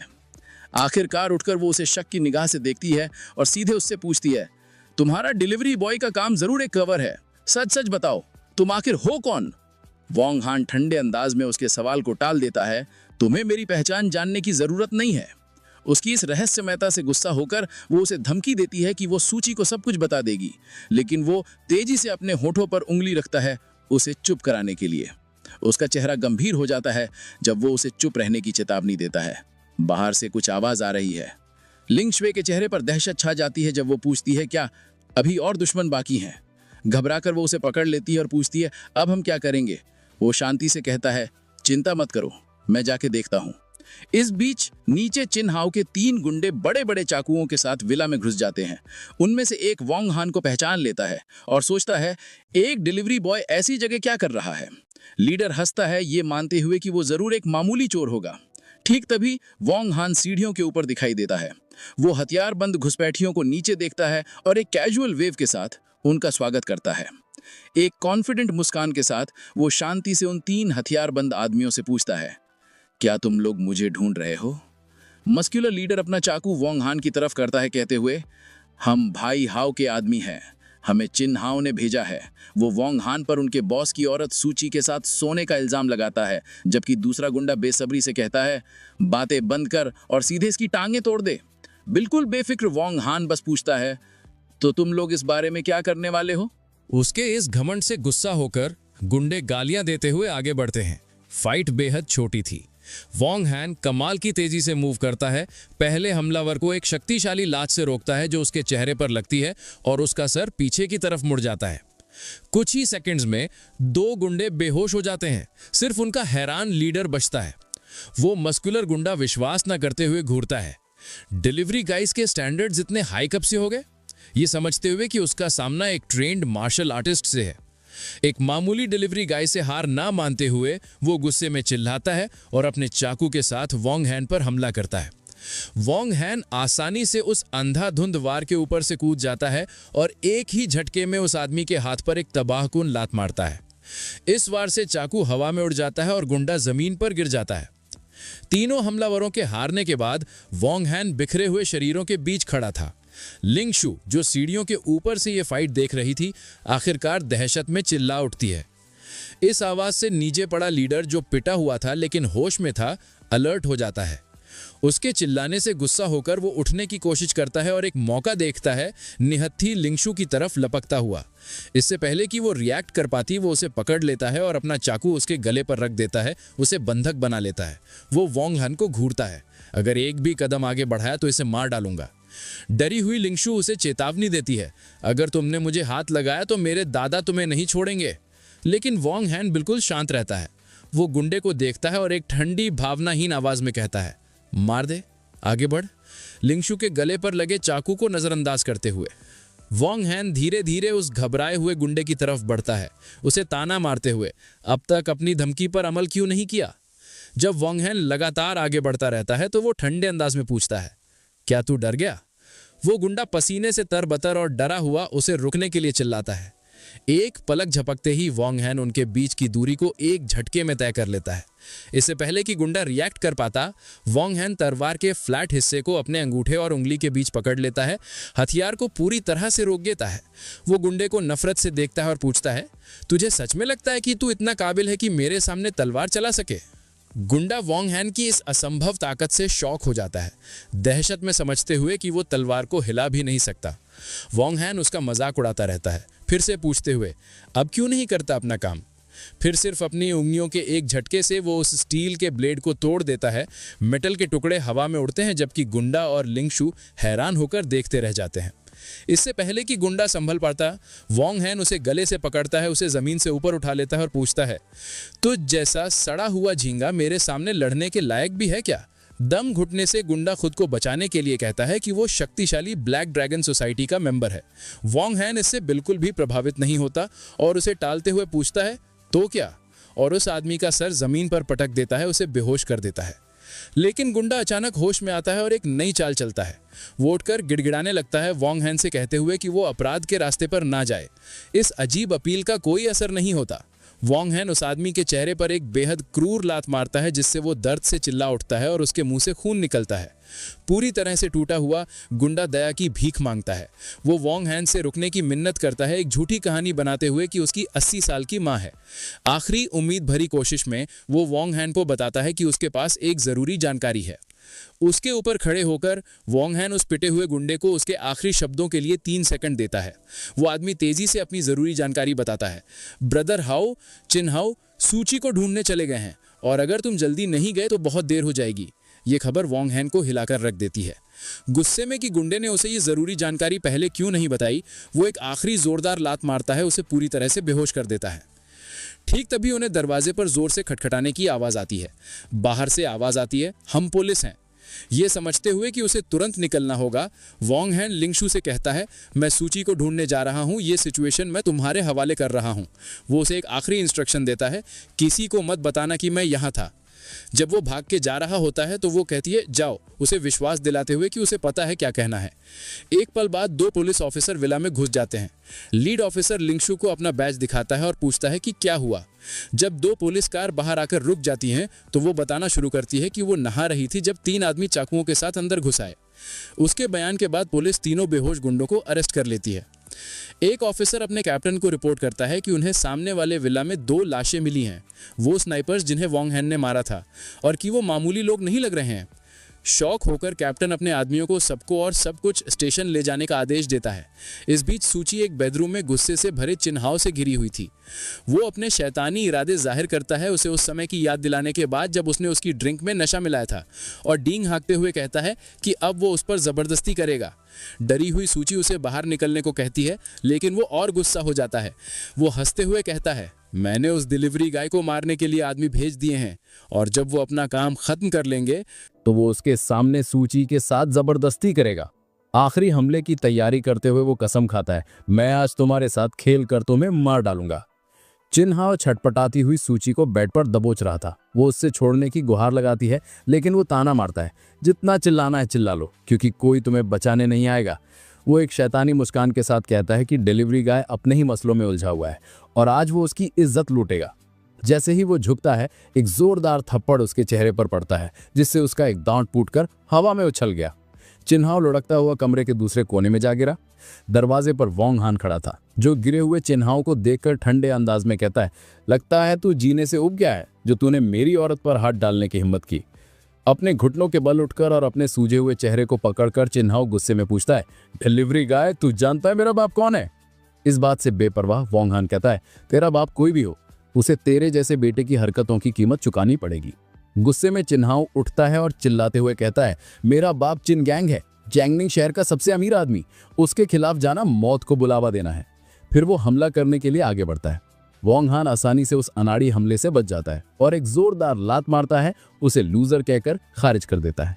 इस बार से चिन्हाओ उड़ता हुआ एक फर्नीचर से टकराता है और पूरी तरह बेहोश हो जाता है। वॉन्ग हान फिर सहमी हुई सूची की तरफ मुड़ता है और नरमी से कहता है, डरो मत, सब खत्म हो गया है। वो उसे एक सुरक्षात्मक एहसास के साथ गले लगा लेता है, जबकि वो कहती है कि वो कितनी खुश है कि वो आ गया। वो उसे अपने पास रखता है और विश्वास दिलाता है, जब तक मैं तुम्हारे साथ हूं कोई भी तुम्हें दोबारा हाथ लगाने की हिम्मत नहीं करेगा। इस बीच पिटा हुआ चिन्हाव मुश्किल से उठता है और कमरे से बाहर लड़खड़ाता हुआ निकल जाता है और एक आखिरी धमकी बुदबुदाता है, बस इंतजार करो बदबूदार डिलीवरी गाय। जब तुरंत का खतरा टल जाता है तो सूची वोंग हान को देखती है और पूछती है, टाइम क्या हुआ है? कंफ्यूज होकर वो पूछता है, क्या हुआ? वो बताती है कि वो अपनी कंपनी में एक जरूरी मीटिंग के बारे में भूल ही गई थी और पूछती है कि क्या वो उसके साथ चलेगा। एक गर्मजोशी भरी मुस्कान के साथ वोंग हान बिना हिचकिचाए हाँ कह देता है, मैं तुम्हारे साथ कहीं भी चलूंगा। सूची और वोंग हान एक लाल स्पोर्ट्स कार में एक बड़ी मॉडर्न कॉर्पोरेट बिल्डिंग पर पहुंचते हैं। जैसे ही वो बाहर निकलते हैं एक आदमी सूची का अभिवादन करता है। प्रेसिडेंट लियू पहले से ही कॉन्फ्रेंस रूम में आपका इंतजार कर रही हैं। वो अंदर जाते हैं और सूची देर से आने के लिए एक बिजनेस सूट पहनी हुई महिला से माफी मांगती है। वो महिला प्रेसिडेंट लियू और कोई नहीं बल्कि वोंग हान की असिस्टेंट लियू यूए थी। वो उसे देखकर चौंक जाती है और लगभग उसे यंग मास्टर कहने ही वाली थी, लेकिन वोंग हान तेजी से एक इशारे से उसे रोक देता है। तेजी से सोचते हुए वो उसके कंधे पर हाथ रखता है और ऐसे प्रिटेंड करता है जैसे वे पुराने क्लासमेट्स हों। इससे सूची हैरान रह जाती है, जिसे विश्वास नहीं हो रहा था कि वोंग हान और शक्तिशाली प्रेसिडेंट लियू एक दूसरे को जानते हैं। सूची इस इत्तेफाक पर कमेंट करती है और लियू यूए घबराहट में हाँ कहती है। जब सब बैठ जाते हैं लियू यूए काम शुरू करने के लिए तैयार है और सूची शुरू करने के लिए सहमत हो जाती है। लेकिन जैसे ही वो शुरू करने वाले होते हैं दरवाजा जोर से खुलता है। सूची के दादा, उसके पिता और सू परिवार के 2 और आदमी अंदर आते हैं, प्रेसिडेंट लियू की चापलूसी करते हुए, और कहते हैं कि वो कितने सम्मानित महसूस कर रहे हैं। वो जोर देते हैं कि इतने जरूरी प्रोजेक्ट के लिए वो लापरवाही नहीं कर सकते। चौंकी हुई सूची अपने दादा से पूछती है कि वो यहाँ क्यों है और लियू यूए अदब से उनका अभिवादन करती है। दादा बताते हैं कि वो नए डिस्ट्रिक्ट प्रोजेक्ट को लेकर इतने एक्साइटेड थे कि वो सीधे यहाँ चले आए। उनका दोस्ताना बर्ताव तब गायब हो जाता है जब उनकी नजर वोंग हान पर पड़ती है। वो गुस्से में सूची से पूछते हैं, तुम इतनी जरूरी मीटिंग में एक बाहर वाले को क्यों लाई हो? सूची अपनी बात पर अडिग रहती है, अपने दादा को याद दिलाते हुए, क्योंकि मैं इस प्रोजेक्ट की इंचार्ज हूं तो ये मेरा हक है कि मैं किसे साथ लाऊं। इससे उसके पिता सू जानविये गुस्से में हो जाते हैं, जो उस पर चिल्लाते हैं, कब से तुम कंपनी के लिए बोलने लगी हो? वो उसे नीचा दिखाते हुए कहते हैं, तुम्हारे पास कोई क्वालिफिकेशन नहीं है, अपनी सीट अपने भाई के लिए छोड़ दो और जाओ प्रेसिडेंट लियू के लिए पानी लेकर आओ। आखिर में एक और आदमी सूची का अंकल सू जियानझांग आखिरी वार करता है। वो घमंड से सूची से कहता है, अब से कंपनी के सारे मामले सूले को सौंप दिए जाने चाहिए। तुम्हारी शादी जल्द ही होने वाली है, अपनी जगह समझो।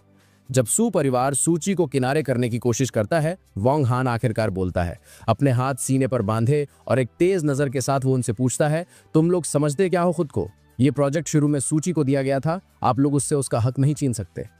इससे सूची के दादा गुस्सा हो जाते हैं, जो वोंग हान पर चिल्लाते हैं, चुप रहो, तुम्हें यहाँ बोलने का कोई हक नहीं है। सू ले भी एक घमंडी मुस्कान के साथ शामिल हो जाता है, सूची का मजाक उड़ाते हुए कि उसका बॉयफ्रेंड एक डिलीवरी गाय है। फिर वो अपने दादा को बताता है, मैंने सुना है कि वो इस आदमी के बच्चे की माँ भी बनने वाली है। ये खुलासा दादा को गुस्से से भर देता है। वो वोंग हान की तरफ इशारा करते हैं और सूची को आदेश देते हैं कि इस घटिया कचरे को तुरंत बाहर निकालो, ऐलान करते हुए कि वो और उसका कुत्ता कंपनी से बैंड है।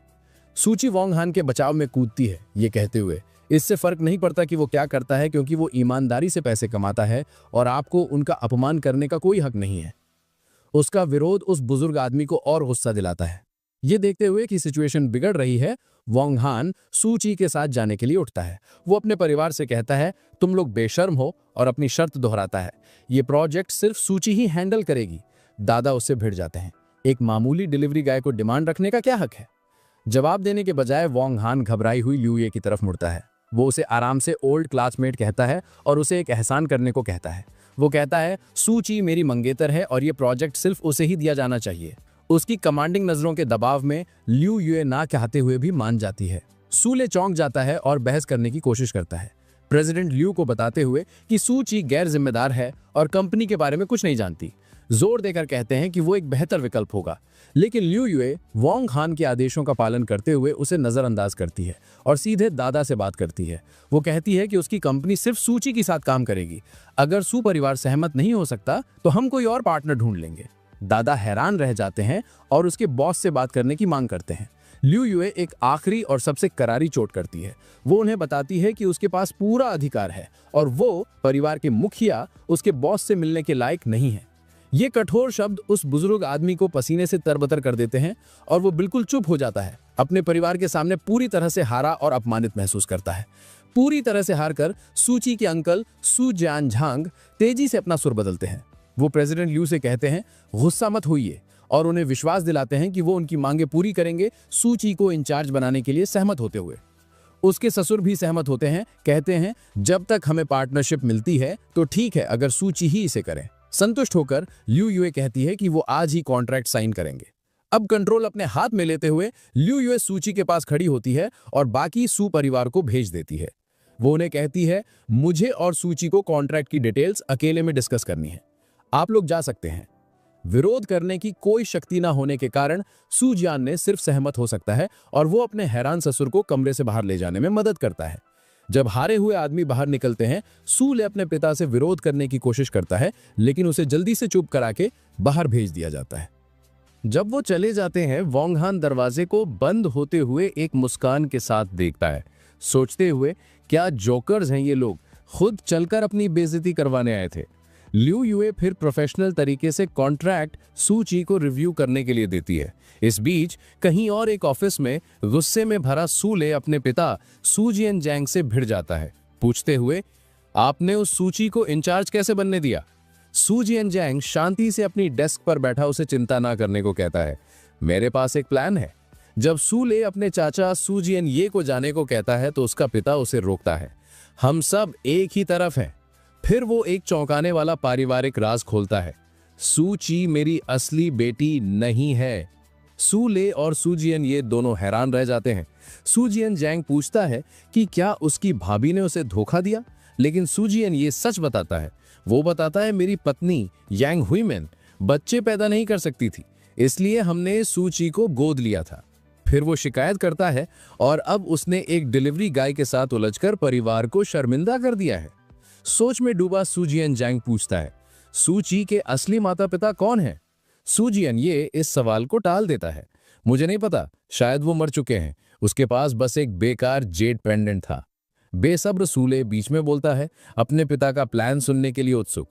एक शैतानी मुस्कान के साथ सू जियानझांग अपनी स्कीम बताता है। वो कहता है अभी इंतजार करो और सूची को प्रोजेक्ट संभालने दो, जब वो सारी मेहनत कर लेगी तो मेरे पास उससे वो छीनने का एक तरीका है।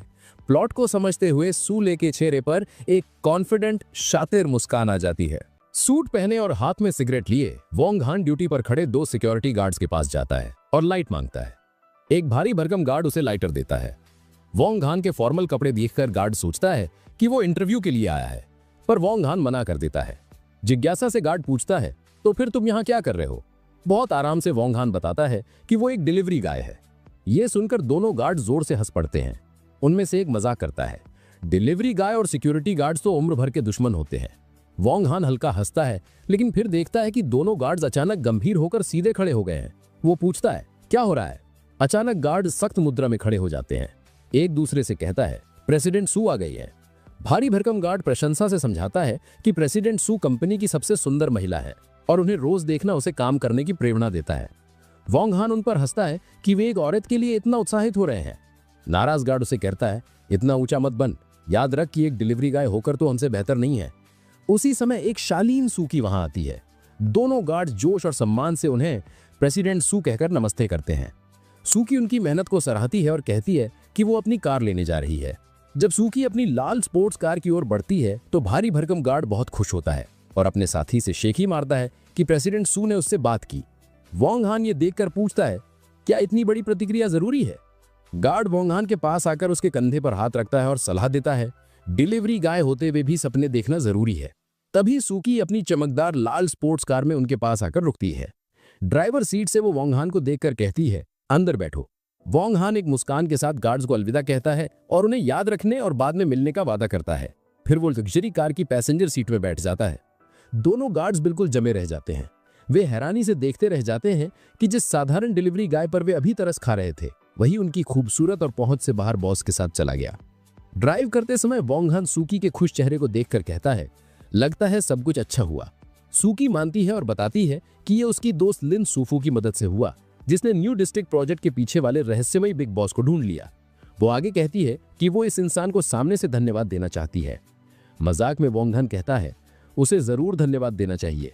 फिर वो विषय बदलते हुए बताता है कि उसने सिविल अफेयर्स ब्यूरो से बात कर ली है और वे अगली सुबह उनका मैरिज रजिस्टर कर देंगे। सूकी शांति से योजना मान लेती है, लेकिन अपनी शर्तें रखती है। वो कहती है कि उसे केवल मैरिज सर्टिफिकेट चाहिए ताकि उनके बच्चे को पिता का नाम मिले, और बच्चे के जन्म के बाद वो हर महीने 300 युआन देगी। चौंक कर वोंगहान पूछता है, क्या तुम मुझे पेड कंपेनियन बनाना चाहती हो? सूकी कहती है, तुम जो चाहो सोच सकते हो। आत्मविश्वास से मुस्कुराते हुए वोंगहान हाथ बांध कर कहता है, अगर तुम सच में मुझे रखना चाहती हो तो 300 बहुत कम है। उसका जवाब सुनकर सूकी गुस्से में आ जाती है। वो कहती है, ज्यादा मत बढ़ो, एक डिलीवरी गाय महीने में कितना कमा सकता है? 300 काफी है। गुस्से में वो एक्सेलरेटर पर जोर देती है और लाल स्पोर्ट्स कार शहर की सड़क पर तेज दौड़ने लगती है। जल्दी ही वे एक महंगे और आधुनिक रेजिडेंशियल कॉम्प्लेक्स के गेट पर पहुंचते हैं। गाड़ी पार्क करने के बाद वोंगहान उतर के दरवाजे से टेककर सूकी को चढ़ाते हुए कहता है, लगता है तुम्हें रास्ता अच्छे से पता है और तुमने मेरे घर का रास्ता याद कर लिया है। परेशान होकर वो जवाब देती है, जीपीएस हो तो कहीं भी जाया जा सकता है। कॉम्प्लेक्स के अंदर चलते समय वोंगहान का फोन बजने लगता है। वो सूकी से कहता है, थोड़ा रुको, मुझे कॉल उठानी है। वोंगहान आराम से कॉल उठाकर बूढ़े आदमी से पूछता है, क्या हो रहा है? सामने वाला बताता है कि एक शिपमेंट को ब्लैक ड्रैगन सोसाइटी ने पकड़ लिया है और उसे ये मामला संभालना होगा। वो ये भी बताता है कि समस्या हल करने के लिए एक कार्ड उसके दरवाजे पर छोड़ा गया है। वोंगहान आत्मविश्वास से मान लेता है और वादा करता है कि अगले दिन दोपहर तक सब ठीक कर देगा। फिर कॉलर अचानक विषय बदलता है और पूछता है, क्या तुम सच में शादी कर रहे हो? ये सुनकर वोंगहान चौंक जाता है और गुस्से में पूछता है, ये बात किसने बताई? बूढ़ा आदमी बताता है कि लिंकिंग यूनियन ने कहा है और आरोप लगाता है कि वोंगहान बिना इजाजत शादी करने की कोशिश कर रहा है। वो डांटते हुए पूछता है, इतनी अमीर लड़कियों को छोड़कर तुम सुपरिवार की छोटी लड़की से क्यों शादी करना चाहते हो? वोंगहान माहौल शांत करने की कोशिश करता है और समझाने लगता है, लेकिन बूढ़ा आदमी बीच में ही काट कर कहता है, कोई स्पष्टीकरण की जरूरत नहीं है। वो एक डरावनी खबर देता है कि उसकी बड़ी बहन अगले दिन खुद उससे सवाल करने आ रही है और उसे तैयार रहना चाहिए। ये सुनकर वोंगहान घबरा जाता है। वो विनती करता है, इतना सख्त मत बनो, क्या मैं उसकी मुलाकात से बच सकता हूं? लेकिन कॉल अचानक खत्म हो जाता है। गुस्से और तनाव में वोंगहान फोन काटता है और बड़बड़ाता है कि वो उस बूढ़े आदमी से बदला लेगा। उसकी बेचैनी देखकर सुकी पास आकर पूछती है, क्या हुआ? वोंगहान जल्दी से अपनी परेशानी छिपाता है और उसे आश्वस्त करता है कि कुछ नहीं हुआ। वो उसके कंधे पर हाथ रखकर कहता है, अब घर चलने का समय है। दोनों उसके अपार्टमेंट तक लौटते हैं और मॉडर्न लिविंग रूम में प्रवेश करते हैं। अंदर आते ही सुकी कॉफी टेबल पर रखा एक सफेद कार्ड देखकर पूछती है, ये क्या है? वोंगहान सामान्य ढंग से बताता है, ये बस किसी और के लिए गिफ्ट कार्ड है। विषय बदलते हुए वो अपनी जैकेट उतारता है और कहता है, शायद तुम्हें भूख लगी होगी, मैं खाना बनाता हूं। सुकी चुपचाप मान जाती है। सुकी सोफे पर बैठती है और वोंगहान की जैकेट पकड़े रहती है। उसके चेहरे पर हल्की सी संतुष्ट मुस्कान आती है, ये सोचते हुए कि घर पर घर संभालने वाला पति जिसकी मदद पत्नी करती है वाकई अच्छा लगता है। किचन की ओर जाते हुए वोंगहान एप्रन पहनकर सुकी से कहता है, सोफे पर बैठो, मैं जल्द ही खाना तैयार कर दूंगा। सुकी उसे धन्यवाद देती है। किचन की ओर जाते हुए वोंगहान मजाक में कहता है, अपनी वाइफ और चाइल्ड के लिए ये कोई मुश्किल काम नहीं है। आखिर मैं घर संभालने वाला पति हूँ जिसकी मदद उसकी पत्नी करती है। यह सुनकर सुकी चुप हो जाती है और हल्की हंसी के साथ सोफे पर बैठ जाती है। अगले दिन दृश्य बदलकर जोंगिंग सिविल अफेयर्स ब्यूरो में आता है। वोंगहान और सुकी इमारत से बाहर निकलते हैं। दोनों के हाथ में लाल मैरिज सर्टिफिकेट है। वोंगहान गर्व से कहता है, अब से मैं आधिकारिक तौर पर एक मैरिड मैन हूँ। सुकी हंसते हुए छेड़ती है, आज का प्लान क्या है? क्या तुम खाना डिलीवर करने जा रहे हो? वोंगहान मजाक में कहता है, अब जब मैं अच्छे कपड़े पहन चुका हूँ तो कुछ यंग लेडीज के साथ बाहर घूमने जाना चाहिए। ये सुनकर सुकी परेशान हो जाती है। वो कहती है, तुम बिल्कुल होपलेस हो, और शिकायत करती है कि शादीशुदा होकर भी उसका गुस्सा वैसा ही है। वो नाराज होकर मुड़ती है और कहती है, जो चाहे करो। जैसे ही वो जाती है, वोंगहान का मजाकिया चेहरा गायब हो जाता है और उसके चेहरे पर गंभीर भाव आ जाते हैं। वो सोचता है, सबसे पहले मुझे वही काम पूरा करना है जो बूढ़े आदमी ने दिया था। उसका मिशन उसे एक बहुत ऊंची इमारत स्काई स्क्रेपर तक ले जाता है जो ब्लैक ड्रैगन ग्रुप का मुख्यालय है। वो विशाल इमारत के सामने खड़ा होकर पक्का करता है कि यही सही जगह है। वो समूह की शुरुआत के बारे में सोचता है, याद करता है कि ब्लैक ड्रैगन सोसाइटी पहले एक लोकल गैंग थी जो अब दिखने में एक कानूनी कंपनी बन गई है। लेकिन वो जानता है कि वे अब भी गलत कामों जैसे डेड कलेक्शन और लोन शार्किंग में शामिल हैं। ठंडे और दृढ़ चेहरे के साथ वो तय करता है, अब मैं खुद देखूंगा कि उनकी असली ताकत कितनी है। वोंगहान ब्लैक ड्रैगन ग्रुप की शानदार लॉबी में एंटर करता है। रिसेप्शन डेस्क पर बैठे दो गुंडे जैसे आदमी उसे रोकते हैं और पूछते हैं कि क्या काम है। जेब में हाथ डाले वोंग हान कॉन्फिडेंस से कहता है कि वो एक कर्ज वसूलने आया है। लंबे बालों वाला गुंडा गलत समझ लेता है। उसे लगा कि वोंग हान कोई क्लाइंट है। वो कहता है कि वो बिल्कुल सही जगह आया है क्योंकि डेट कलेक्शन उनकी सर्विसेज में से एक है। वोंग हान शांति से उसे ठीक करता है, साफ साफ कहता है कि वो बैल्डिल्यू नाम के आदमी से कर्ज वसूलने आया है। ये बात सुनकर दोनों आदमी गुस्से में भड़क जाते हैं। वो पूछते हैं ये बेवकूफ है कौन, इसे पता भी है ये किसके इलाके में है। वो उस पर हमला करते हुए कहते हैं कि उसे मरने का शौक है। लंबे बालों वाला आदमी पहले एक जोरदार किक से हमला करता है, लेकिन वोंग हान आसानी से बच जाता है। गुंडा अपनी ही रफ्तार में लड़खड़ाकर घुटनों के बल गिर जाता है। इससे पहले कि वो संभल पाता, वोंग हान उसके चेहरे पर एक तेजी से किक मारता है। अपने साथी को नीचे पड़ा देख टकला गुंडा आगे बढ़ता है और एक पंच मारता है। उसका भी वही हाल होता है जब वोंग हान की जोरदार किक उसे हवा में उड़ा देती है। दोनों आदमियों को लॉबी के फर्श पर हराने के बाद वोंग हान होश में आए लंबे बालों वाले गुंडे के ऊपर खड़ा होता है। उसके चेहरे पर कोई एक्सप्रेशन नहीं था। वो ठंडी आवाज में पूछता है, अब तुम मुझे बैल्डिल्यू के पास ले जाने के लिए तैयार हो? सीन एक शानदार ऑफिस में शिफ्ट होता है जहां ब्लैक ड्रैगन ग्रुप का हेड बैल्डिल्यू आराम कर रहा था। लंबे पर्पल बालों वाली एक औरत उसके ऊपर झुकी हुई थी। वो बड़े नाज से उसके सीने से रेड वाइन की एक बूंद चाटती है। वो पूछता है, टेस्ट अच्छा है? और वो जवाब देती है, इसमें बहुत फ्लेवर है। एक अजीब सी मुस्कान के साथ बैल्डिल्यू उससे कहता है, अगर पसंद है तो और पी सकती हो, बाद में मैं तुम्हें तब तक पिलाऊंगा जब तक तुम्हारा पेट ना भर जाए। वो शर्माते हुए उसे नॉटी कहती है। उनका मोमेंट तब टूटता है जब ऑफिस का दरवाजा जोर से ढुलता है। वेनलॉन्ग नाम का एक टैटू वाला आदमी घबराहट में दौड़ता हुआ अंदर आता है और चिल्लाता है, कोई अंदर घुस आया है। इस इंटरप्शन से गुस्सा होकर बैल्डिल्यू वेनलॉन्ग पर चिल्लाता है, नॉक करना नहीं आता, देख नहीं सकता, मैं बिजी हूं। वो गुस्से में कहता है, ये मेरा इलाका है, किसकी हिम्मत हुई यहां जबरदस्ती घुसने की? वेनलॉन्ग हकलाते हुए समझाने की कोशिश करता है, लेकिन इससे पहले कि वो अपनी बात पूरी कर पाता, दरवाजे से एक बॉडी उड़ती हुई अंदर आती है। वो आदमी लॉबी के गुंडों में से एक बैल्डिल्यू के डेस्क के सामने जमीन पर जोर से गिरता है, जिससे बॉस और वो औरत स्टन रह जाते हैं। उसका शौक गुस्से में बदल जाता है। बैल्डिल्यू अपनी जगह से उछलकर खड़ा हो जाता है और एक पिस्टल निकाल लेता है। वो उसे दरवाजे की तरफ पॉइंट करता है और चीखता है, किस कुत्ते की हिम्मत हुई मेरे इलाके में घुसने की?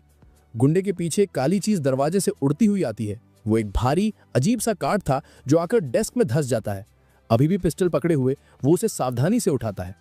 जैसे ही वो उस पर बने निशान को पहचानता है, उसका गुस्सा खौफ में बदल जाता है और वो चिल्लाता है, ये 10 ग्रेड एसोसिएशन का ब्लैक कार्ड है। फर्श पर पड़ा हुआ घायल गुंडा वेनलॉन्ग ऊपर देखकर कंफ्यूजन में पूछता है कि 10 ग्रेड एसोसिएशन क्या है, और उसे पता चलता है कि ये अंडरवर्ल्ड के 10 सबसे पावरफुल बॉसेस की एक खौफनाक ऑर्गेनाइजेशन है। उसी वक्त वोंग हान ऑफिस में कदम रखता है। वो नीचे देखते हुए कहता है, मुझे हैरानी है कि तुम लोगों ने इस एसोसिएशन के बारे में सुना भी है। वोंग हान को देखते ही बॉल्डी के चेहरे का रंग उठ जाता है। वो चीखता है, 9th यंग मास्टर। आखिरकार उसे समझ आ जाता है कि उसके लिए कौन आया है। शौक में वो अपना संतुलन खोते हुए पीछे की तरफ लड़खड़ाता है। वोंग हान शांति से ऑफिस में आगे बढ़ते हुए कहता है, काफी इंप्रेसिव है कि किसी को अभी भी मेरा नाम याद है, जबकि मैं कई सालों से अंडरवर्ल्ड से बाहर हूं। बिना एक पल सोचे बॉल्डी ल्यू घुटनों के बल गिर जाता है। पूरी तरह से हार मानकर अपना सर झुका लेता है। वो पूछता है, 9th यंग मास्टर का मेरे लिए क्या हुक्म है? पावर शिफ्ट का एक जबरदस्त नजारा था। घुटनों पर बैठा गैंग बॉस बड़े अदब से वोंग हान के लिए लाइटर आगे करता है, जिससे वो शांति से अपनी सिगरेट जलाता है। एक कश लेते हुए वोंग हान सीधे पॉइंट पर आता है, मैंने सुना है कि तुमने हाल ही में गुड्स का एक शिपमेंट कब्जे में लिया है। घबराहट में घुटनों पर बैठा आदमी कहता है, ये जरूर कोई गलतफहमी हुई है। वोंग हान उसे ठंडी नजरों से देखता है, मैं तुम्हारी हिम्मत की दाद देता हूं। तुमने 10 ग्रेट एसोसिएशन से चुराने की जुर्रत की। हार मानने का नाटक करते हुए बॉल्डी ल्यू फौरन सामान लौटाने का वादा करता है, लेकिन चुपके से वो अपनी कमर में लगी पिस्टल तक पहुंच रहा था, एक आखिरी डेस्परेट मूव की तैयारी में। इस धोखे से बेखबर वोंग हान शांत रहता है। वो गैंग बॉस को देखता है और एक ठंडी चेतावनी देता है, क्या तुमने वो कहावत सुनी है, जब ब्लैक कार्ड सामने आता है तो भगवान और भूत भी सर झुकाते हैं। एक आखिरी डेस्परेट कोशिश में बॉल्डी ल्यू अपने पैरों पर उछलता है, अपनी पिस्टल वोंग हान पर तान देता है। वो चिल्लाता है, जब 9th यंग मास्टर मुझे जीने का रास्ता नहीं दे रहे तो मुझे बेरहम होने के लिए दोष मत देना। लेकिन इससे पहले कि वो गोली चला पाता, वोंग हान ऐसी स्पीड से हिलता है जो नामुमकिन लगे। वो अपनी जलती हुई सिगरेट हवा में उछालता है। वो छोटी सी चीज पिस्टल से टकराती है जैसे ही बॉल्डी ल्यू ट्रिगर दबाता है और गोली का रुख मोड़ देती है। वोंग हान शांति से कहता है, मुझे अपनी तरफ बंदूक तानना पसंद नहीं। खतरे को खत्म करके वोंग हान डेस्क से ब्लैक कार्ड उठाता है। वो उसे ऊपर उठाता है और एक ठंडा ऐलान करता है, जिसने भी आज तक मुझ पर बंदूक तानी है वो अब जिंदा नहीं है। एक ही झटके में वो कार्ड की तेज धार को एक ब्लेड की तरह इस्तेमाल करके बॉल्डी ल्यू का गला काट देता है। गैंग बॉस फर्श पर गिरकर मर जाता है। ये खौफनाक मंजर देखकर पर्पल बालों वाली औरत डर से चीखने लगती है, जबकि टैटू वाला गुंडा वैन लॉन्ग अपने मरे हुए बॉस की लाश को शौक में देखता रहता है। हंगामा सुनकर बाकी गैंग मेंबर्स दरवाजे पर आ जाते हैं। वो जम जाते हैं और चिल्लाते हुए कहते हैं, बॉस मारे गए। इस हंगामे को इग्नोर करके वॉन्ग हैन डर से कांपते वैन लॉन्ग को पकड़ता है। वो उसके सामने दो चॉइसेस रखता है, सामान लौटा दो और नए बॉस बन जाओ, या सामान लौटा दो और बॉल्डी के साथ मौत के पास चले जाओ। इस अल्टीमेटम का सामना करते हुए वैन लॉन्ग तुरंत अपना फैसला करता है। वो और बाकी सारे गुंडे फौरन अपना सर झुका लेते हैं, नाइन्थ यंग मास्टर के प्रति अपनी पूरी वफादारी की कसम खाते हैं और अपने पुराने बॉस के कामों से कोई भी संबंध होने से इनकार करते हैं। संतुष्ट होकर वॉन्ग हैन उनकी कसम को एक्सेप्ट करता है और शांति से किसी को उसे उसके शिपमेंट तक ले जाने का ऑर्डर देता है। उसका मिशन अब पूरा हो चुका था। ब्लैक ड्रैगन ग्रुप के इम्पोजिंग हेडक्वार्टर्स के बाहर एक गाड़ी आकर रुकती है। चिन्हाव बाहर निकलता है। उसके साथ बैसाखी पर एक गुंडा था जिसे भारी पट्टियां बंधी थीं। उसका साथी घबराते हुए अपने बॉस को सावधान रहने की सलाह देता है, चेतावनी देता है कि वॉन्ग हैन को हल्के में नहीं लेना चाहिए। लेकिन गुस्से में अंधा चिन्हाव सलाह को अनसुना कर देता है और कहता है कि वो आज वॉन्ग हैन को मारकर ही रहेगा, चाहे कुछ भी हो जाए। वो एंट्रेंस की तरफ तूफान की तरह बढ़ता है, चिल्लाते हुए कहता है, मैं ब्लैक ड्रैगन सोसाइटी के बॉस से मिलने आया हूँ। उसका चेहरा गुस्से से बिगड़ा हुआ था। वो कसम खाता है कि जब तक गैंग का बॉस ओल्ड लियू उस बदबूदार डिलीवरी गाय को उसके लिए रास्ते से नहीं हटा देगा, वो कोई भी कीमत चुकाने को तैयार है। इसी बीच ऑफिस के अंदर नई हायरार्की बन चुकी थी। वॉन्ग हैन जमा हुए गैंग मेंबर्स के सामने खड़ा था और वैन लॉन्ग को नया लीडर नियुक्त करता है। वो ऐलान करता है कि वैन लॉन्ग अब ब्लैक ड्रैगन ग्रुप का इंचार्ज है और जो भी उसे फॉलो करेगा उसका भविष्य उज्जवल होगा। बाकी गैंग मेंबर्स जल्दी से इस बात को मान लेते हैं, अपने नए लीडर को इज्जत से बुलाते हैं। जैसे ही नया ऑर्डर सेट होता है, चिन्हाव ऑफिस में घुसता है, चिल्लाते हुए, ओल्ड ल्यू। वो कमरे में इधर उधर देखता है जो अब नए मैनेजमेंट के अंडर था और गुस्से से पूछता है, पुराना बॉस कहाँ है?